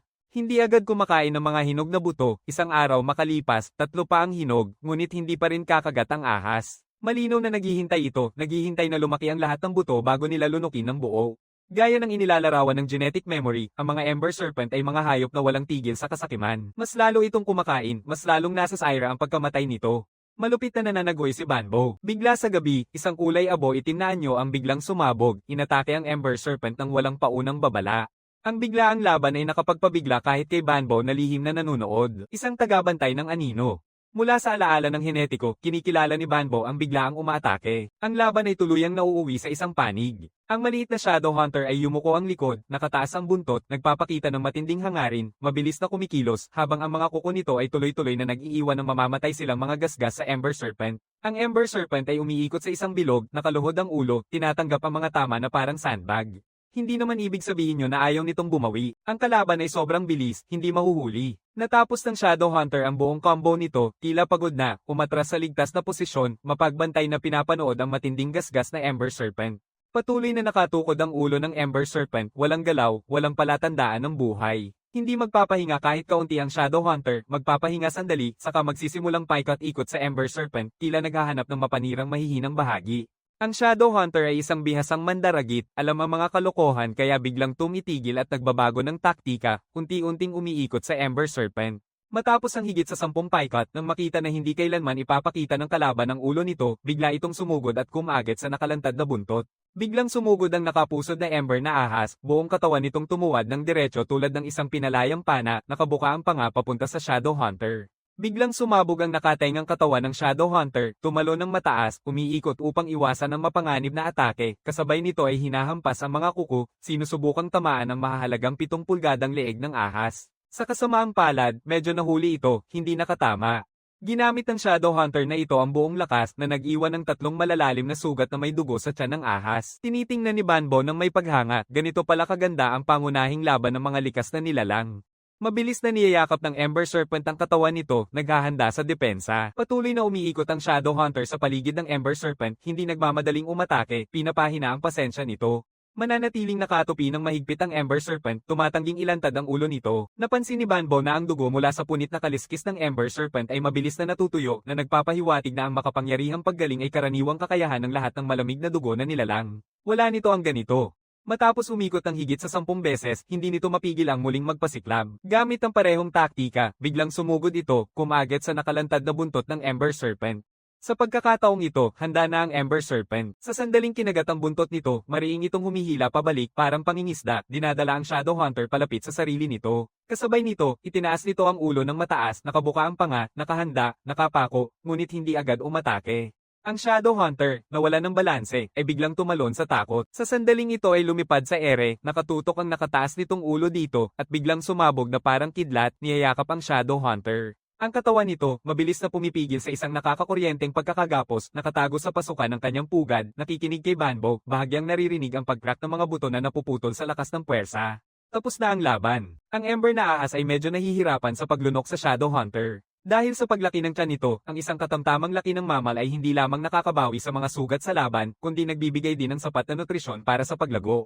Ngunit, ang tagumpay sa mapanganib na laban ay nagdudulot nito ng kawalang ingat. Dahil sa namamagang tiyan na pumipigil sa katawan nitong mag-ikot, nakahiga na lamang ito ng patag, bumabagal ang galaw. Nang makita ang eksenang ito, ang puso ni Banbo ay namulaklak sa tuwa. Ang alikabok ay sumusubaybay sa kawayan, hindi alam ang Oriel sa likod. Umiikot si Banbo ng malawak sa paligid ng itim na bato, tahimik na lumalapit sa Ember na ahas, biglang lumipad at dumapo sa 3 pulgadang mahahalagang bahagi ng leeg nito. Lahat ng 6 na paa ay nagsusumite ng puwersa, 4 na likurang paa ang mahigpit na nakakapit, 2 matalim na unahang paa ang naghahati ng paalang. Ang Ember na ahas ay umiiyak sa sakit, kumikilos ng pabulusok at umiikot ng marahas, ngunit ang namamagang tiyan ay labis na nakakahadlang sa kanyang galaw. Ang Ember na ahas ay mabilis na humihina, hindi na dahil sa pagod na pakikipaglaban, kundi dahil sa malubhang pagkapagod mula sa labis na pagdurugo. Ayaw nitong mamatay, nagsisimula itong gumapang papunta sa kanyang pugad na lawa. Ang buntot nito ay kusang kumikilos mula sa isang gilid papunta sa kabila, nakabuka ang panga ng 180 degrees, tila ayaw nitong mapanatili ang buhay ng umaatake. Maingat na nakaluhod sa distansya, matagal na naghihintay, tiniyak na patay na talaga ito, saka lamang siya lumapit upang ay proseso ang ahas. Nakuha na ang pagkain para sa hinaharap. Matapos mapalakas ang depensang perimeter, kinokolekta ni Banbo ang 4 na hinog na buto ng Urteca na nilikha ng binhi ng buhay, pansamantalang iniimbak sa kanyang pugad. Ang amoy ng dugo ay umaakit sa 2 kalapit na kolonya ng mga dambuhalang panga na harvester ants na iniwan ang kanilang trabaho sa pag-aani ng mga buto ng pako at bumubuo ng mahahabang pila, walang tigil na hinihiwa at dinadala ang karne. Mahilig din sa karne ang mga dambuhalang ant na harvester. Pinapabilis nito ang pagpaparami ng itlog ng reyna, pinapadali ang paglaki ng mga larva sa kolonya, at mas nagiging matatag ang mga bagong trabahador. Hindi hanggang tanghali nakakapahinga si Banbo. Busog at kontento na, inilalabas niya ang isang buto ng damo upang subukan, nararamdaman ang epekto ng lakas mula sa pagkain nito. Totoo ngang pinapalakas nito ang aktibidad ng mga selula, kahit na iba ito sa prutas na raspberry na kanyang nasubukan dati. Ang prutas na raspberry ay nagpapalakas ng sigla ng mga selula. Ang mga buto ng damo ng uring damong gamot ay mayroon ding ganitong epekto, ngunit dagdag pa rito, pinapabilis nito ang pagdami ng mga selula. Kakailangan ni Banbo ng halos kalahating araw para tunawin ang isang buto ng damo kung kailan kailangan niyang kumain ng paulit-ulit upang mapunan ng nutrisyon at enerhiya. Maaari siyang kumain ng 2 buto ng damo araw-araw. Mas higit pa at hindi kayang tiisin ng katawan niya, bumababa ang epekto at nakasasama ito sa mga selula. Kinabukasan, biglang namumunga ang binhi ng buhay ng 11 hinog na buto ng uring. Batay sa takbo, lahat ng buto ay aabuti ng 2 araw pa para maging hinog. Hindi kayang kainin ni Banbo ang ganito karami sa isang iglap, kaya ginagaya niya ang mga dambuhalang panga na harvester ant. Tuwing umaga kapag natutuyo na ang hamog sa araw, inilalabas niya ang mga hinog na binhi para matuyo sa araw, at sa dapit hapon, binabalik niya ito sa pugad para itago. Dapat epektibo ang amoy ng stink beetle, unti-unting umaabot sa puntong lahat ng buto ng uring damong gubat ay hinog na, nakolekta at pinatuyo. Ang mga dambuhalang ant na may malalaking panga ay matagumpay ding nakapagpababa sa Ember Serpent at Shadow Hunter hanggang maging 2 kalansay na nagdadala ng lahat ng nakakain na karne. Sa panahong ito, walang malalaking mandaragit na nakakaabala sa kanila. Mas lalo pang swerte ang dumating. Naburok na ang mga prutas ng raspberry sa bundok. Malayo ang teritoryo ng mandirigmang Crimson Roach Clan na minsang nag-alaga kay Banbo, puno ng panganib ang biyahe. Ang pag-uwi at pag-alis ay hindi madali. Plano ni Banbo na pansamantalang manatili sa bundok, ubusin ang lahat ng raspberry sa lugar bago umalis. Matapos mamuo at mani ang mga buto ng damo ng binhi ng gubat, nagsisimulang maging dilaw ang mga dahon. Pagsibol ng tagsibol, pag-usbong ng tag-init, ani ng taglagas, kamatayan ng taglamig. Ito ang natural na siklo ng damong pako. Ang binhi ng damong pako ay sumisipsip ng lakas upang lumaki, nag-e-evolve ang mga gene, at nagiging mas matatag kaysa karaniwang damong pako. Sana'y kayanin ng mga ugat nito ang matinding taglamig, muling sisibol at lalago sa susunod na tagsibol. Nang iwan niya ang mga bundok, isang karaniwang ipis lang siya, ngayon ay isang junior na mandirigmang may 4 na bituin. Naramdaman ni Banbo ang isang di maipaliwanag na pakiramdam ng tagumpay na pagbabalik. Sa bukang liwayway, lumalabas ang paikat-ikot na hanay ng mga bundok at kasunod nito ang mga problema. Lumipas na ang higit kalahating taon. Hindi niya maalala kung aling tuktok yon. Malaki pa rin ang populasyon ng mga ipis sa bundok, walang palatandaan ng mga inaasahang ahas, daga, o ibon. Agad na naisip ni Banbo ang 2 posibleng dahilan. May dumating na isang makapangyarihang mandirigma mula sa Crimson Roach Clan malapit sa mga bundok. O buhay pa rin ang orihinal na mandirigma ng Crimson Roach Clan. Maaaring ang bigla niyang pagkawala ay nangangahulugang nagtatago siya sa isang ligtas na lugar para matulog at mag-evolve. Halos hindi pa nabubuo ang iniisip niya nang maramdaman niya ang isang mahina ngunit malakas na puwersa ng isipan na dumaan sa kanya. Agad pagkatapos, mula sa isang malayong tuktok, isang napakalaking uod ang lumipad, parang isang pulang apoy na bumabagtas ng napakabilis. Kasing laki ng anumang ibon na nakita niya sa gubat, ang dambuhalang anyo ay dumapo mismo sa harap ni Banbo at agad siyang hinuli ng isang pares ng mga kuko. Ang dambuhalang roach ay hinawakan si Banbo gamit ang mga dulo ng kanyang harapang paa, itinaas siya ng mataas, sinisiyasat mula sa bawat anggulo. Naalala kita, yung maliit na itim na bagay na nagtatago sa ilalim ng mga bato. Piliting-pilit ni Banbo ang kanyang mga pakpak, naglalabas ng galit na ingay, ang mga antena ay naglalabas ng matinding amoy, tinutukoy na ang dambuhalang langaw na ito ay tunay na isang mandirigma mula sa Crimson Roach Clan na minsang nag-alaga sa kanya. Hindi talaga siya namatay. Alam ko mula pa noong simula na ikaw ang may pinakamagandang tsansa na maging isang mandirigma ng angkan. Haha, gaya ng inaasahan ko. Paano ka naging mas itim pa? Ang pangit. Inayos ni Banbo ang kanyang mga pakpak, hindi alam kung paano sa isigot, pumunta siya para mang-alap, pero hindi pumanaw ang iba, ibig sabihin may-ari ang mga binhi ng buhay sa bundok. Bumagsak na ang plano. Mula sa pananaw ng mga alaala ng henetiko, ngayon ay may mga nakatatandang kasapi ng angkan, mga makapangyarihang mandirigma na sumusuporta sa kanya. Ang pangalan ko ay Flame Stripes. Batang maliit, ano ang pangalan mo? Nakalimutan ko, bata ka pa, hindi ka pa pwedeng gumamit ng telepatikong komunikasyon. May pangalan pala ang mandirigmang Crimson Roach na ito. Ako si Banbo. Pinagpuyatan ni Banbo na iparating ang mensahe gamit ang psychic na lakas. Nabigla si Flame Stripes, nanginginig ang mga pakpak habang umatras ng 2 hakbang, nakatitig kay Banbo ng matagal, nang hihina ang tanong, ilang paliguan na ang nalagpasan mo? Paano ka natutong makipag-ugnayan gamit ang psychic? Muling naging maingat si Flame Stripes, nagtatanong, sino ang nagturo sa'yo? Para kay Banbo na nananatiling mahina, ang paggamit ng psychic na lakas para magpadala ng mga mensahe ay kumokonsumo ng malaking enerhiya, kahit ang pagpapadala lang ng ilang salitang iyon ay nagpapasikot sa kanyang utak. Matagal na nakahiga si Banbo upang makabawi mula sa pagkahilo, saka itinuro ang kanyang forklo sa ulo. Memorya ng henetiko. Ganun din, sinusuklay din ni Flame Stripes ang ulo niya gamit ang forklo na nagsasabing, mas maraming kaalaman ang nagigising sa mas pabor sa tunay na Diyos ng kalikasan. Bumigat si Flame Stripes, nagkaroon ng panibagong ideya, ngunit hindi mapigilan ang kasiyahan at patuloy na nagtatanong, bakit ka umalis sa tuktok? Ang komunikasyon gamit ang amoy ng ipis ay masyadong monotonous at malabo, hindi makabuo ng buong pangungusap. Tumanggi si Banbo na sagutin ang ganitong komplikadong tanong. Ikaw lang mag-isa ang nakaligtas sa lahat ng panahon na ito, tumango si Banbo gamit ang kanyang mga antena bilang sagot, oo. Saan? Paano hindi kita kailanman nakita? Binubuksan ni Banbo ang isang braso, itinuturo pababa sa malawak na gubat sa ibaba. Sinasabi ni Flame Stripes, ang gubat ay napakamapanganib, isang himala ang iyong pagkaligtas. Bakit hindi ka nanatili sa bundok, hindi makapagsalita si Banbo? Noong panahong iyon, mas delikado ang bundok. Nakita na hindi sumasagot si Banbo, humihingalo si Flame Stripes, mabuti na lang na naalala mo ang daan pauwi at nakabalik ka. Naramdaman ni Banbo na medyo hindi komportable, hindi maipaliwanag na naaalala ang kanyang nawawalang ina na si Roach. Maliban na lang kung may himala, hindi na siguro nakaligtas si Roach noong nakaraang taglamig. Ano si Banbo? Walang ganitong uri ng halaman sa aking genetic memory. Ang strange na pangalan. Kilala ang mga tuktok, kilalang mga halaman at yung mga bato kung saan siya minsang nagtago. Matapos ang halos isang taon ng paglago, mas mataas na ang mga punla ng buhay na binhi ni Flame Stripes at dahil hindi niya isinama ang espasyo para sa paglaki ng magtanim, ilang mga ito ang kanyang nailipat. Ang pagsasanay na ito ay malaki ang nakakasira sa mga halaman ng binhi ng buhay. Halos doble na ang laki ng gubat ng raspberry. Mga sanga at dahon na makapal at masagana, nagsisimula ng mabuo. Ngayon ang panahon ng ani, puno ng halos hinog na raspberry. Flame Stripes ay dumarating sa harap ng raspberry thicket, maingat na sinusuri at pinipili, pinipitas ang isang hinog na raspberry, maingat na pinipira ang isang berry gamit ang daliri. Banbo, gutom ka na ba? Kainin mo, pagkatapos magsalita. Siya mismo ang umiinom ng malaking raspberry. Hindi nag-aatubili si Banbo, pinipiga ang berry at nilulon ito. Matamis at mabango, mainit, banayad na puwersa ang dumadaloy sa kanyang dugo, pakiramdam niya ay masaya at komportable ang buong katawan. Gaano karaming pag-akyat ng balat ang naranasan mo mula nang maging isang mandirigmang kasapi ng angkan? Iniisip ni Banbo, saka gumuhit ng 3 patayong linya sa lupa gamit ang isang paa. Tinanong ni Flame Stripes 3 beses. Iyan ang dahilan kung bakit ikaw ay isang ika-4 na yugto ng junior na mandirigma. Mahigit kalahating taon na, di ba? Medyo mabagal. Karaniwan, natatapos ng mga junior warrior ang isang molt bawat buwan o higit pa. Malaki ang naging pabagal ng paglaki ni Banbo dahil sa pag-aalaga sa binhi na ipinagkaloob ng Diyos sa mga sakuna at sa pagbabantay sa binhi ng uring Mokahiya. Pagkakaligtas mag-isa sa mapanganib na gubat, hindi naman mabagal ang ganitong rate ng paglaki. Huwag kang mag-alala, aalagaan kita mula ngayon.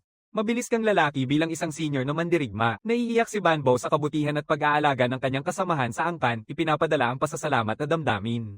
Lalong natuwa si Flame Stripes, sabik na kumikindat at kamakaway ang mga antena at pakpak. Banbo, ipinanganak ka sa teritoryo ko, junior kita. Ang pag-aalaga sa iyo ay tungkulin ko. Nako, 3 beses ka nang nag-mold, mga binhi ng buhay. Nurture mo na ba ang mga binhi ng buhay? Nagmumula ang pakikiramay sa emosyon ni Flame Stripes. Oo, binigyan ni Banbo ng oo at agad na bumaba ang tensyon ni Flame Stripes, nagtatanong, anong mga halaman ang pinili mong alagaan para sa mga binhi ng buhay? Nag-aalangan sandali si Banbo, pagkatapos ay ipinadala ito sa pamamagitan ng Psychic Force, Nettlegrass, Nettlegrass. Nag-iisip sandali si Flame Stripes, biglang nag-alala at nagtaas ng boses, Nettlegrass, bakit Nettlegrass? Masama ang Nettlegrass, talagang masama. Paparating na ang taglamig, mamamatay ito. Sana huwag mong sabihin na pinalaki mo ang 3 binhi ng Nettlegrass. Tinitingnan ni Flame Stripes si Banbo na parang isang batang walang alam. Hindi makapagsalita si Banbo ng matagal, hinahawi ang 2 patayong linya sa lupa gamit ang kanyang kuko. Tinanong ni Flame Stripes, 2 binhi ng Nettlegrass. Tumingin si Banbo sa kanyang mga antena, nagpa siya na ang Nettlegrass ang unang binhi ng buhay dahil wala siyang mahanap na ibang angkop na binhi noon. Anong halaman ang pinili mo para sa 3 binhi ng buhay? Matapos magpahinga ng matagal, sumagot si Banbo gamit ang kapangyarihang psychic, prutas na sinag ng araw. Bahagyang napahinga si Flame Stripes, maganda ang prutas na sinag ng araw. Mukhang naiintindihan mo kung paano pumili ng mga binhi ng buhay, di ba? Ngumiti si Banbo at biglang naisip ni Flame Stripes, dahil sa panahon, naging mandirigma ka noong tagsibol, hindi makahanap ng angkop na binhi kaya pinili mo ang damong uring pako bilang binhi ng buhay. Saan mo nakuha yon? Nagwawagwag ng antena si Banbo, ipinapadala ang 2 mensahe ng sunod-sunod, mga langgam. Kinuha, yung mga langgam na may malaking ulo. Huwag magpapasiklab sa mga langgam. Nakikita ni Flame Stripes ang kabuuang sitwasyon, nakikiusap. Mag-ingat ka na mula ngayon, piliin palagi ang pinakamahusay na binhi ng halaman para sa paglago ng binhi ng buhay, naiintindihan, tumango si Banbo gamit ang kanyang mga antena, naiintindihan. Halakhak si Flame Stripes, sabay sabi, halika, ipapakita ko sa iyo ang isang maganda. Sa harap ng kuweba ay isang bakanteng lugar, ang mga orihinal na tanim ay ganap na nilinis, ang mga patay na sanga ng puno ay pinagsama-sama sa isang bilog na bumubuo ng isang simpleng pananggalang na bakod. Sa loob ay may isang punla ng puno na mga 3 metro ang taas. Banbo, kaya mo bang tukuyin ang halamang ito? Sinasabi ni Flame Stripes ng may pagmamalaki. Hindi na pwedeng maging mas halata pa ang intensyon ng pagmamalaki. Hindi ko ito kilala. Napansin ni Flame Stripes na walang gaanong interes si Banbo sa kanyang ipinagmamalaking buhay na binhi na halaman, medyo nadismaya. Ito ay isang regalo na ibinigay sa akin ni Iron Blade Lord noong nakaraang taon. Ito ay isang Crimson Spike Tree. Panginoon Iron Blade. Karaniwang mga halaman ng Cloud Cypress, Raspberry, Thornberry, Golden Rain Tree, Eucalyptus, Elm at iba pa. Ang punong Iron Blade at Crimson Spike ay mga bihirang halaman, marahil pati na ang mga nanganganib na uri. Ayon sa mga prospektong pangkaunlaran pagkatapos palagwin bilang mga binhi ng buhay, ang mga halaman ay maaaring hatiin sa 4 na antas, mababa, katamtaman, mataas, at mahalaga. Nettlegrass, flame stripes at iba pang mga halamang dagat ay kabilang sa mababang antas ng potensyal na pag-unlad. Raspberry, thornberry, white jade mulberry, at sunlit fruit ay itinuturing na may katamtamang potensyal na paunlarin.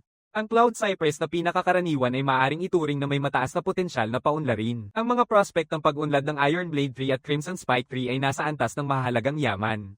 Mas matigas ang Iron Blade Wood kaysa sa bakal. Ang prutas na puwersa na pinagsama mula sa mga binhi ng buhay ng Iron Blade Tree ay kailangang lutuin bago kainin, natural na may dalang epekto ng pagsasaayos ng tigas ng balat.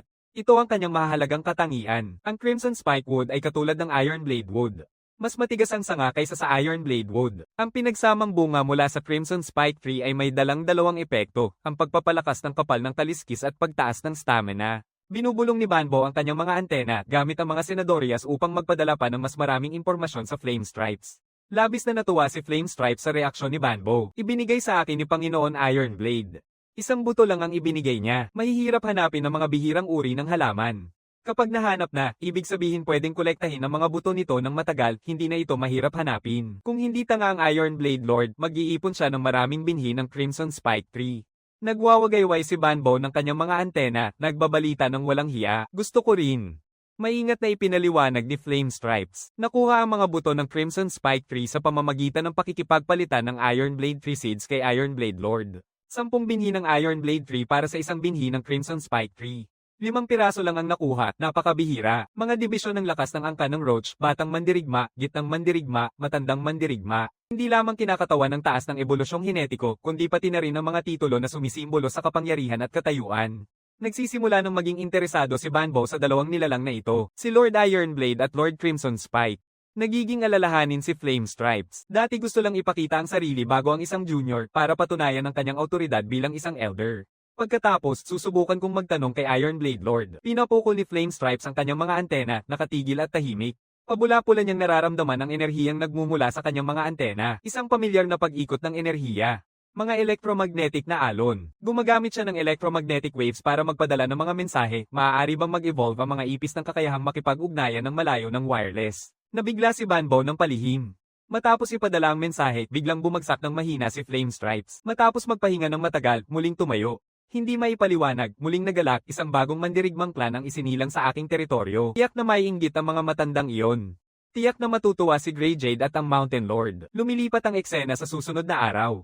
Busog na si Banbo, nagsimula na ang paglalakbay ng dalawang insekto. Banbo, yung tuktok sa unahan ay teritoryo ni Windchime. 2 taon siyang mas matanda sa akin. May 2 binhi ng buhay na cypress na nagsimulang magbunga ngayong taon. Medyo tanga si Windchime. Sa totoo lang, pinili niya ang isang binhi ng Windchime bilang buhay na binhi.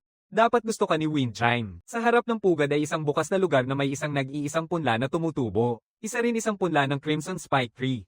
Maaaring mahulaan. Malamang na ipinamahagi ni Iron Blade Lord ang 10 binhi ng Crimson Spike Tree na ipinagpalit niya sa ibang mga mandirigmang clan sa mga bundok. Hindi mapigilan ni Banbo ang mag-alala. Kung talagang may 10 buto ng Crimson Spike Tree lang, baka walang kwenta ang biyahe na ito.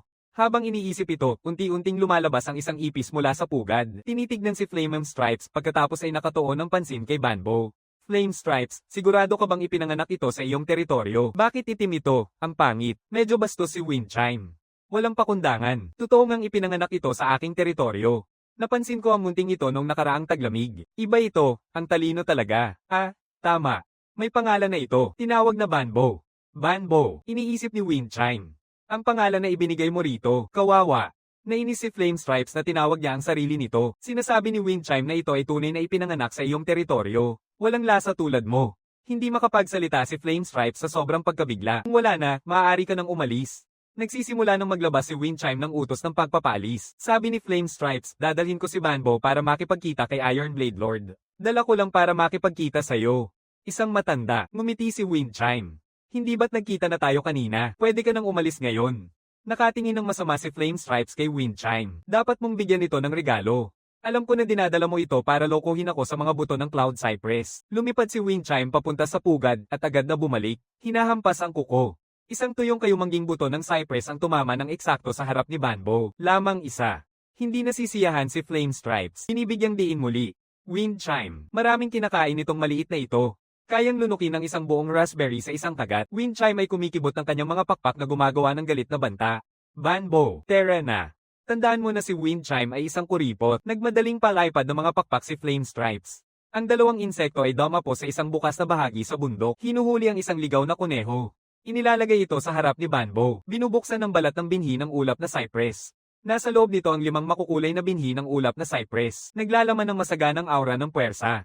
Mag-ingat ka. Mas matagal ang cycle ng paglaki ng prutas ng binhi ng buhay, mas masagana ang lakas na taglay nito. Bata ka pa, maaaring hindi niya kayanin. Nakaluhod ang Flame Stripes sa malapit. Babantayan ka. Alam ni Banbo na mahirap tunawin ang mga buto ng Cloud Cypress. Una, kumain ng karne para madagdagan ang nutrisyon at enerhiya. Pagkatapos, maingat na pinipili ang buto ng Cloud Cypress para dilaan. Ang gamot na dulot ng mga buto ng ulap na cypress ay mabilis at matindi ang epekto. Pagkatapos lunukin, ang puwersang enerhiya ay walang kontrol na sumisirit sa kanyang katawan. Pinapagana niya ang kanyang puso na tumibok ng mariin. Mas mabilis ang daloy ng dugo. Tumatayo ng diretso ang 6 na paa ni Banbo.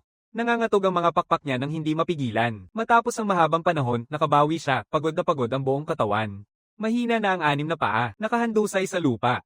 Banbo, mas malala ka pa sa akin. Pagkatapos ng unang binhi ko ng ulap na cypress, kaya ko pang maglakad. May personal na karanasan si Flame Stripes. Hindi alintana ang kalagayan ni Banbo. Huwag nang mang-aasar at magmayabang. Huwag magmadali, kumain ka ng dahan-dahan.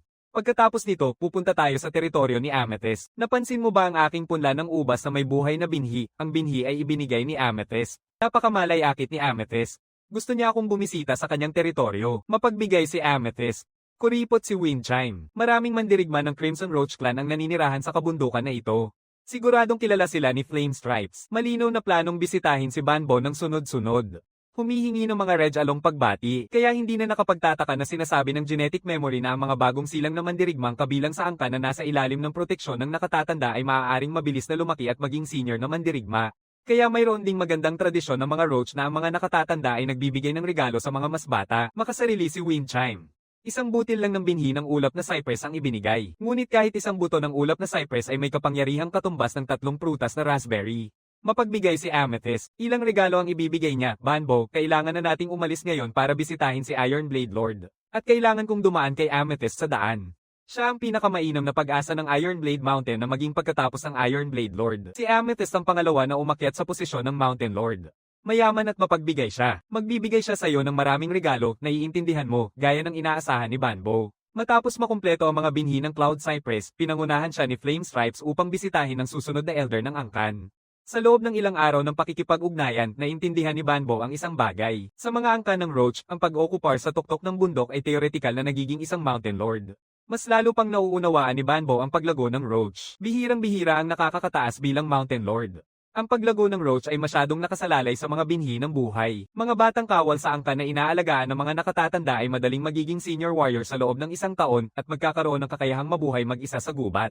Ang mga senior warriors ng Crimson Roach Clan ay may habang buhay na 40 hanggang 50 taon lamang. Karamihan sa mga senior warriors, dahil sa maling pagpili ng life seed, mahina ang pangangalaga sa sarili, mabagal ang paglaki, nawala ang masiglang kabataan, tumatanda ang katawan, hindi na makapagpatuloy sa pag-unlad, nananatiling senior warriors habang buhay. Ang teritoryo ni Amethyst ay nakaupo sa isang hindi kapansin-pansing maliit na burol sa mga bundok. Ang kanyang pugad ay inukit sa paanan ng burol. Ang ikinagulat ni Banbo ay may 7 puno ng ulap na cypress, bawat isa ay masiglang lumalaki, ang taas at laki ay lagpas pa sa karaniwang puno ng ulap na cypress sa bundok. Mga sanga na kumikislap na may pulang kayumangging halo, sa unang tingin ay nakakasilaw na maliwanag, kamangha-mangha. May 21 buhay na binhi na nakatanim sa teritoryo ni Amethyst. Hindi mahirap hulaan, siya ay kahit isang pang-5 star na senior na mandirigma. Ang lahat ng binhi ng buhay ay makatarungang naipamahagi, bawat isa ay masiglang lumalaki, nangangahulugang magiging maayos at walang sagabal ang kanyang paglago. Dapat sinasabi ni Flame Stripes na maswerte kang tao. Ito ba ang munting mandirigmang ipinanganak sa iyong teritoryo? Itim. Bakit itim? Tulad ng paglalarawan ni Flame Stripes, magiliw si Amethyst. Ang mayamang aura ng lakas, ang matinding pag-ikot ng buhay, ay tunay na nagdudulot ng malaking paghihirap kay Banbo. Si Flame Stripes, na rin isang senior na mandirigma, ay tila medyo hindi komportable sa harap ni Amethyst. Hindi ko rin alam kung bakit ito itim. Ipinakita nito ang kahangahangang katangian mula pa sa kanyang kabataan. Batang-bata pa lang. Oo. Bago maging isang mandirigma, kaya nitong tiisin ang matinding lamig, aktibo sa taglamig, mahilig magpasikat sa araw, masigla, at mahilig mag-akyat-akyat sa lahat ng dako. Tunay na kahanga-hanga si Amethyst, talagang pambihira. Nakakita ka na ba ng iba pang miyembro ng itim na angkan sa iyong tribo? Hindi. Sa paniniwala ng Roach, ang paglikha ng mga bagong sanga sa clan ay sumisimbolo ng kasaganaan at lakas ng tribo. Nagtagumpay si Banbo na mabuhay mag-isa sa gubat ng halos 1 taon. Ito ay pambihira. Pinapabura ng tunay na Diyos ng kalikasan, si Amethyst ay isang mabuting kaluluwa, pumasok sa kanyang pugad, at di nagtagal ay lumabas na may dalang makulay na gulong-gulong na sutla na pouch. Banbo, na matiyagang nakaluhod sa tabi ni Flame Stripes, ay nakatitig ng malaki ang mata. Ang sako ay naglalabas ng aura ng lakas, marahil ay isang simpleng force artifact. Inyangat ni Amethyst ang pouch, ibinubuhos ang maliit na bungkos ng mga buto ng ulap na cypress sa harap ni Flame Stripes. Flame Stripes, ang pag-akyat sa katandaan ng mandirigma ay nangangailangan ng pagkain ng lakas. Ito ang aking regalo sa iyo. Itinuturo ni Amethyst ang sako kay Banbo. Nagsusumig ng mga buto ng ulap cypress sa harap niya. At ikaw, batang maliit, agad na maging isang senior na mandirigma. Bundok ng Iron Blade nangangailangan ng mas maraming mandirigma para sa proteksyon.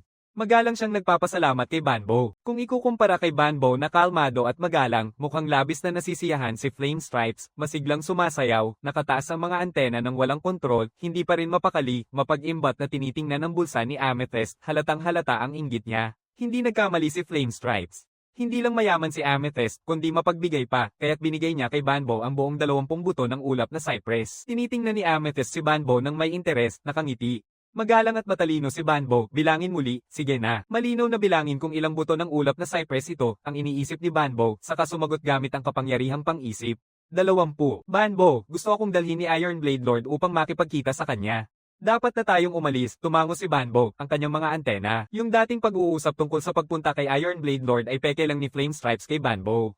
Malamang na totoo ang pagbisitang ito. Pagkatapos lumipad sa mahigit 10 tuktok, muling bumaba si Flame Stripes. Banbo, ito ay teritoryo ni Grey Jade. Ipinanganak ako sa teritoryo ni Grey Jade. Si Grey Jade ang aking nakatatanda. Ipinanganak ka sa aking teritoryo. Ako ang iyong nakatatanda. Kaya si Grey Jade ang nakatatanda ng iyong nakatatanda. Dapat mo siyang igalang, naiintindihan. Ang bakanteng lugar sa harap ng pinto ng pugad ay nagiging makapal sa damo, nagdudulot ng pakiramdam ng kalungkutan at pag-iwan. Sa bundok, tanging 5 nag-iisang binhi ng buhay ang nakatayo, hindi masyadong malusog ang paglaki. Nang maramdaman ng galaw, isang senior na mandirigma na may habang humigit kumulang 400 mm ang umaakyat mula sa pugad. Dalang kulay ng panlabas, bahagyang mabagal ang galaw, bawat kilos ay naglalabas ng hininga ng pagtanda at pagbagsak. Flame Stripes, sa wakas ay pinili mong bumisita sa akin. Ang psychic na lakas ni Grey Jade ay nagdadala rin ng unti-unting paghina. Matalas ang pakiramdam ni Roach. Banbo ay nakararamdam din mula sa kanya ng parabang hininga ng malamig na kamatayan na nananatili. Hindi komportableng nagkakamot si Flame Stripes sa ulo niya. Masyado akong naging abala kamakailan, abala sa paghahanap ng mga binhi na ipinagkaloob ng Diyos. Noong bata pa ako, masigasig at masigla rin ako tulad ninyo lahat. Ngunit pinatutunayan ng mga katotohanan na ang tunay na Diyos ng kalikasan ay pabor lamang sa iilang mapalad. May tiwala si Flame Stripes, kaya tiyak na magiging isa ako sa mga pinalad na yan. Tapos, nagtawanan si Grey Jade sa pagtatapos ng usapan. Nakatingin kay Banbo, kamakailan lang ay bumisita si Little One kay Amethyst. Mukhang marami ang nakuha. Binubuhat ni Banbo ang isang pouch na gawa sa balat ng ahas na puno ng maraming buto ng cloud cypress. Inilalabas ni Grey Jade ang isang paa na nakaturo sa kanyang mga tanim na binhi ng buhay. Anak, iyon ang mga buhay na buto ng aking ulap na cypress. Matagal nang hinog ang mga prutas. Pumili ka na mismo. Mas maganda kung mapuno mo ang maliit mong pouch. Ang mga buto ng ulap na cypress ay hindi agad nahuhulog pagkatapos mamatay. Ngunit nananatili silang nakabitin sa mga puno na nakalaban sa hangin at araw. Siyempre, matutuyo muna bago tuluyang bumaba. Masaya si Banbo. Tunay na iba ang nakatatanda, tinatrato siya bilang pamilya. Talagang pinapayagan siyang pumili mag-isa, mas mapagbigay pa kaysa sa Amethyst. Plano ni Banbo na sundan si Flame Stripes, bisitahin ang lahat ng mga nakatatanda sa Iron Blade Mountain isa-isa.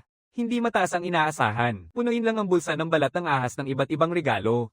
Matutupad na ba ang layunin sa Grey Jade pa lang? Hindi nag-aatubili si Banbo. Agad na hinihila ang sako papunta sa mga punong cloud cypress. Banbo, tumigil ka, biglang sigaw ni Flame Stripes na huminto sa kanya. Lumalapit na ang gabi. Hindi na natin pwedeng pahirapan pa si Iron Blade Lord. Panahon na para umalis, bumaling si Banbo pabalik, nagpadala ng naguguluhang mga mensahe. Hindi ka lang ba nagdadala sa akin ng walang bayad? Hindi nais ni Banbo na iwan ang bulsa na gawa sa balat ng ahas. Bago umalis, hindi niya nakakalimutang magpaalam kay Greyjade sa pamamagitan ng psychic na paraan. Palem. Sobrang tuwa ni Greyjade. Haha, matalinong maliit na isa. Talagang natutong gumamit ng psychic na komunikasyon. Flame Stripes, ipinagmamalaki ko kayong dalawa. Sa buong paglalakbay, hindi karaniwan ang pagiging tahimik ni Flame Stripes. Matagal na siyang nanahimik, saka biglang nagsalita. May malalim na kalungkutan, sabi ni Banbo. Naramdaman mo ba, matanda na si Greyjade? Sumagot si Banbo nang walang pakialam, iniisip kung bakit mayroon lamang 5 halaman ng binhi ng buhay si Greyjade. May isang napakalaking kapahamakan ang nangyari kay Greyjade noong siya ay bata pa. Isang mandirigmang lobo sa gubat ang sumalakay sa kanyang teritoryo, sinubukang agawin ang kanyang pagkain ng lakas. Bagamat nakarating si Iron Blade Lord sa oras at pinatay ang Forest Wolf Fighter, sa kasamaang palad, halos lahat ng halaman ng Life Seed ni Greyjade ay nawasak na, nawala ng Life Seed, ang kanyang lakas ay nanatiling nakatigil sa ikatlong yugto magpakailan pa man. Nagsasalita si Flame Stripes na may halong paghihikbi. Pagkatapos, sinabi ni Iron Blade Lord na hindi na matagal ang buhay ni Greyjade, umaasa lamang sa pagkain ng lakas na nagmumula sa natitirang 5 binhi ng buhay upang mapanatili ang buhay. Kung kakainin ko ang pagkain niya, mapapabilis nito ang pagtanda at kamatayan niya. Nang marinig ang dahilan, hindi maipaliwanag na nararamdaman din ni Banbo ang pagkabalisa. Huling nagtatag ng tribo sa mga bundok si Iron Blade Lord bilang pinakamakapangyarihang nilalang sa bundok, karapat-dapat na nakaupo sa pinakamagandang tuktok na tinatawag na tuktok ng Iron Blade. Nasa lupa lang si Flame Stripes nang dumaan ang isang maliit na pulang langgam na bahagyang mas malaking kay Banbo at tinitingnan nito ng curious ang bulsa ni Banbo na gawa sa balat ng ahas. Ipinapakilala ni Flame Stripes, Ink Mulberry, ito si Banbo. Kagaya mo, isang mandirigmang ipinanganak ngayong taon. Talaga namang pinupuri ni Ink Mulberry si Banbo, itim na kabibe, maganda. Haha, matalino si Ink Mulberry. Sabi ni Flame Stripes kay Banbo, Banbo, ito si Ink Mulberry. Isa na siyang ikapitong yugto na junior na mandirigma. Kailangan mong magsikap sa paglaki. Pagkatapos ng lahat sa pagbisita sa teritoryo ng iba, napakabait na ipinapadala ni Banbo ang mga mensahe gamit ang psychic na lakas. Agad na namangha si Ink Mulberry. Ang galing ni Banbo, mas kahanga-hanga pa kaysa sa akin. Bata pa pero marunong na makipag-ugnayan gamit ang psychic. Talagang isang palengkero siyang mainggitin. Nagbubuntong hininga si Banbo. Matagal nang naghihintay sa iyo ang Ginoo ng bundok sa ilalim ng mga punong Iron Blade.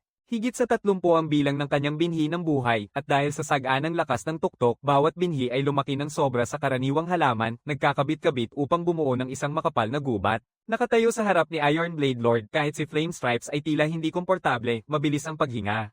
Nakatayo si Banbo at Ink Mulberry sa malayo, hindi matapang na lumapit. Flame Stripes, ito ba ang mandirigmang ipinanganak sa iyong teritoryo, yung maliit na may itim na kaliskis? Ngumiti si Flame Stripes, oo. Iron Blade Lord, tinatawag siyang Banbo, taglay ang binhi na ipinagkaloob ng Diyos. Narinig ko agad pag-uwi ko na isang maswerte at pinalad ng tunay na Diyos ng kalikasan ng batang ito. Tuwing taon, ginugugol ko ang oras sa paghahanap ng mga binhi na ipinagkaloob ng Diyos sa gubat. Tagal nang nagtatagal ng higit 100 taon, ngunit walang nakitang anuman. Naging komplikado ang damdamin ni Flame Stripes, medyo may pagmamalaki, medyo nag-aalala. Ipinagmamalaki na ipinanganak si Banbo sa kanyang teritoryo, nag-aalala kung makakahanap siya ng binhi na pinagkalooban ng Diyos. Ibinabahagi ni Flame Stripes ang tungkol sa mga binhi ng buhay ni Banbo. Nais nitong makipagpalitan ng binhi ng Crimson Spike Tree at Iron Blade Tree upang mapunan ang nawala nito. Huminga ng malalim si Iron Blade Lord, ang mga Iron Blade Tree ay nasa ilalim ng aming kontrol. Pwede nitong kunin kung ilan ang gusto nito. Ang mga binhi ng Crimson Spike Tree na ipinagpalit ko mula kay Crimson Spike Lord noong nakaraang beses ay naipamahagi na sa inyong lahat. Flame Stripes ay medyo naiilang. Iron Blade Lord, maaari ka bang makipagpalitan muli kay Crimson Spike Lord? Magaling si Banbo. Hindi sumagot si Iron Blade Lord ng direkta, sa halip ay inusisa niya si Banbo habang nakatingin. Itim na panlabas, ganap na iba sa kulay ng panlabas sa bahagi ng aming angka ng Crimson Roach. Flame Stripes, natuklasan mo na ba kung anong mga pambihirang katangian meron ito? Maingat na nag-iisip si Flame Stripes.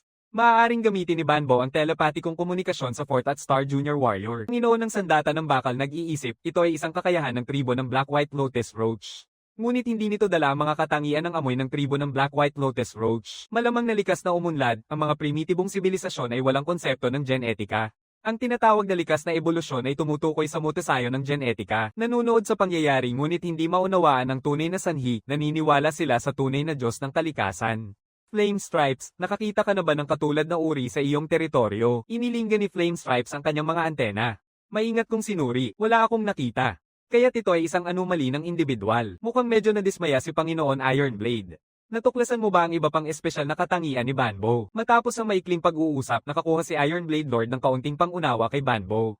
Hindi maaaring manatiling walang mga mandirigmang tagapangalaga ang Brocade Mountains. Ang tribo ng Black White Lotus Roach ay paulit-ulit na nananawagan, Crimson Spike Lord, hindi pwedeng maglaan ng ibang mga mandirigma si Crimson Spike Lord. Hinihiling nila na magpadala ang Iron Blade Mountains ng 3 mandirigma. Unti-unting ay magsimula mula sa simula upang maibalik ang kontrol sa Brocade Mountains. Mahusay na pagpipilian si Banbo. Kulay ng Carapace at kakayahan ay katulad ng tribo ng Black White Lotus Roach. Taglay ang isang binhi na iginawad ng Diyos, 4 na paa na mahaba at maunlad, likas na magaling sa laban. Kapag lumaki na, magkakaroon ng sapat na lakas upang harapin ang mga pawang hayop na iyon. Brocade Mountains. Nag-aalalang tumatalon si Flame Stripes. Huwag, Iron Blade Lord. Maliit pa rin si Banbo. Kakainin siya ng mga hayop. Hindi mauulit ang trahedya ni Grey Jade sa kanya. Hindi mauulit ang trahedya ni Grey Jade kay Banbo. Handa na ako para dito. Aayusin ko ang patrol ni Fang Cypress at iba pa sa mga chief. Pinangangalagaan ang ligtas na paglaki ni Banbo hanggang maging isang senior na mandirigma. Matinding ikinakakalog ni Flame Stripes ang kanyang antena, paulit-ulit na sinasabi, hindi pwedeng umalis ni Banbo. Inaasahan ng Panginoon ng Iron Blade na si Banbo ay magtatagumpay. Nakikita niya ang malaking potensyal ni Banbo kaya kailangang dumaan ito sa pagsasanay. Hindi mag-isa si Banbo. Mga bagong mandirigmang ipapanganak sa hinaharap sa bundok ng Iron Blade. Aayusin ko na may 2 na pumunta sa Brocade Mountains. Nagsusumamo si Flame Stripes pero matanda na si Grey Jade. Tiyak na ayaw niyang pumunta si Banbo sa mga mapanganib na lugar. At nakipag-ugnayan na si Iron Blade Lord kay Grey Jade para pag-usapan ang kapalaran ni Banbo. Siya ang may pinakamaraming sabi, tama ba, bahagyang naiintindihan ni Banbo ang usapan ni na Iron Blade Lord at Flame Stripes. Ang planetang ito ay may napakaraming lakas. Maaaring mag-evolve ang mga ipis bilang mga nilalang na may lakas gaya ng iba pang mga insekto. Ang mga hayop ng iba't ibang sukat ay natural na walang eksepsyon, lalo na ang mga malalaking hayop. Sa kanila, ang matitibay na individual ay madaling mag-evolve bilang mga mandirigmang hayop at kapag naging mandirigmang hayop na, mabilis nilang nakakamtan ng lakas sa laban na katulad ng mga mandirigmang insektong kalaban. Ang mga hayop at insekto ay natural na magkalaban. Matalinong mga hayop na napagtanto na hindi nila kayang talunin ang mga insekto. Kilala rin nilang magbago ng taktika, lumipat sa pag-atake ng tago at pagsira sa mga buhay na binhi ng halaman. Ang paglaki ng insect fighter ay masyadong nakasalalay sa mga buhay na binhi. Ang pagkawala ng mga life seed plants ay nangangahulog ang pagkawala ng potensyal para sa patuloy na ebolusyon. Upang maiwasan ang ganitong mga insidente, nagsasagawa si Iron Blade Lord ng isang paghahanap bawat buwan. Lahat ng kawal ng Crimson Roach Clan sa kabundukan ay nagkaisa. Nililinis at nililimitahan ng malalaking hayop sa gubat, Brocade Mountains. Anong mga panganib ang umiiral sa teritoryo ng gubat sa ilalim ng kanilang sakop? Ano ang naging sanhi ng ganap na pagkawasak ng orihinal na guro ng bundok at ng maraming mandirigma, hindi pa rin alam ni Banbo. Bagamat hindi ito tahasang sinasabi ni Panginoon Iron Blade, alam ni Banbo. Hindi niya gusto ang kanyang maitim na itsura, ang tinatawag na kaparehong kulay ng panlabas na balat at kakayahan ng Black White Lotus Roach Tribe. Nagmamay-ari ng binigay na binhi ng Diyos, matagal nang umuunlad ng mga harap na paa, at likas na magaling sa laban. Lahat ng dahilan. Ang pangunahing dahilan ay ang hindi niya pagkagusto sa pangit na itsura ni Banbo. Madaling paraan, kailangang magpadala ng mga mandirigma sa Brocade Mountains agad para sa garrison. Tinatangkilik ni Iron Blade Lord ang sitwasyon at agad na inilalayo si Banbo. Galit ngunit walang magawa si Flame Stripes. Ang Iron Blade Lord ang pinakamataas na elder sa buong bundok. Kailangan sundin ang kanyang mga utos, hindi pwedeng tumutol. Isang malaking langaw ang kumikilo sa hangin papunta sa tuktok, muling umiikot bago bumaba sa tabi ni Flame Stripes. Si Grey Jade yon. Ipinanganak si Grey Jade sa teritoryo ni Iron Blade Lord. Ipinanganak si Flame Stripes sa teritoryo ni Grey Jade. Ipinanganak si Banbo sa teritoryo ni Flame Stripes. Tungkol sa kinabukasan ni Banbo, natural na mas malaki ang pakialam at may mas malaking sasabihin si Grey Jade at Flame Stripes. Grey Jade ang tanong, Iron Blade Lord, may mahalagang bagay ka bang nais pag-usapan sa akin? Sagot ni Flame Stripes muna. Naisip ni Grey Jade sandali, napakabuting plano. Ang timog ng Brocade River ay teritoryo ng Lotus Federation. Ang kulay ng panlabas ni Banbo ay nagpapadali sa pakikipag-ugnayan sa tribo ng Black White Lotus Roach. Noong nakatalaga si Golden Radiance Lord sa Brocade Mountains, marami siyang naging alitan sa tribo ng Black White Lotus Roach. Habang umaalis si Banbo, dapat bumuti ang sitwasyon. Tumango si Iron Blade Lord. Tama. Sa tingin ko rin, galit na sabi ni Flame Stripes, napakadelikado ng Brocade Mountains, Grey Jade. Gusto mo bang maulit ang trahedyang nangyari sa iyo kasama si Banbo? Maaaring mag-focus tayo ng puwersa upang magsagawa ng malaking paglilinis sa mga kagubatan sa paligid ng Don Bamboo Peak sa Brocade Mountains upang mabawasan ang panganib. Gano rin ang iniisip ng Panginoon ng Iron Blade. Sa nakalipas na 2 taon, kulang ang pamumuno ng mga mandirigma sa Brocade Mountains. Maraming mga hayop ang nagparami ng walang kontrol. Kung papayagan pa natin ito, hindi na magiging tahimik ang Iron Blade Mountains natin. Si Flame Stripes ay batang hindi pa ganap na mature. Grey Jade, naglakbay ka na sa buong kontinente, alam mo ang maraming bagay. Isa sa mga bihirang matatalinong tao sa Iron Blade Mountain. Sana matutunan mo mismo si Banbo tungkol sa panghuhuli at kaalaman sa pagtatanim. Sige, sabi ni Grey Jade kay Flame Stripes, dalhin si Banbo sa mga ibang matanda sa bundok, huwag magpapasikat. Pumunta ka sa teritoryo ko bukas. Sige, sagot ni Flame Stripes nang walang gana, tinatawag si Banbo.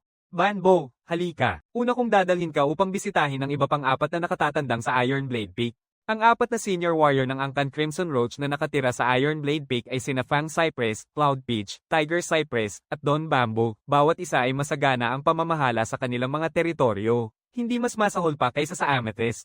Ang Ink Mulberry ay maaaring maging isang senior warrior sa loob ng 2 o 3 taon kahit na sa panahong iyon, malamang na pumanaw na si Grey Jade dahil sa katandaan. Maliban kay Grey Jade, may ilang matatandang senior warrior pa ang mga bundok. Inaasahan, sa maikling panahon, hindi magbabago ng malaki ang bilang ng mga senior warrior sa Iron Blade Mountain. Hindi masyadong interesado si Banbo sa pag-akyat at pagbagsak ng Iron Blade Mountain, gustong-gusto niyang malaman kung gaano kalakas ang Brocade Mountains, labis siyang nag-aalala sa kanyang kinabukasan.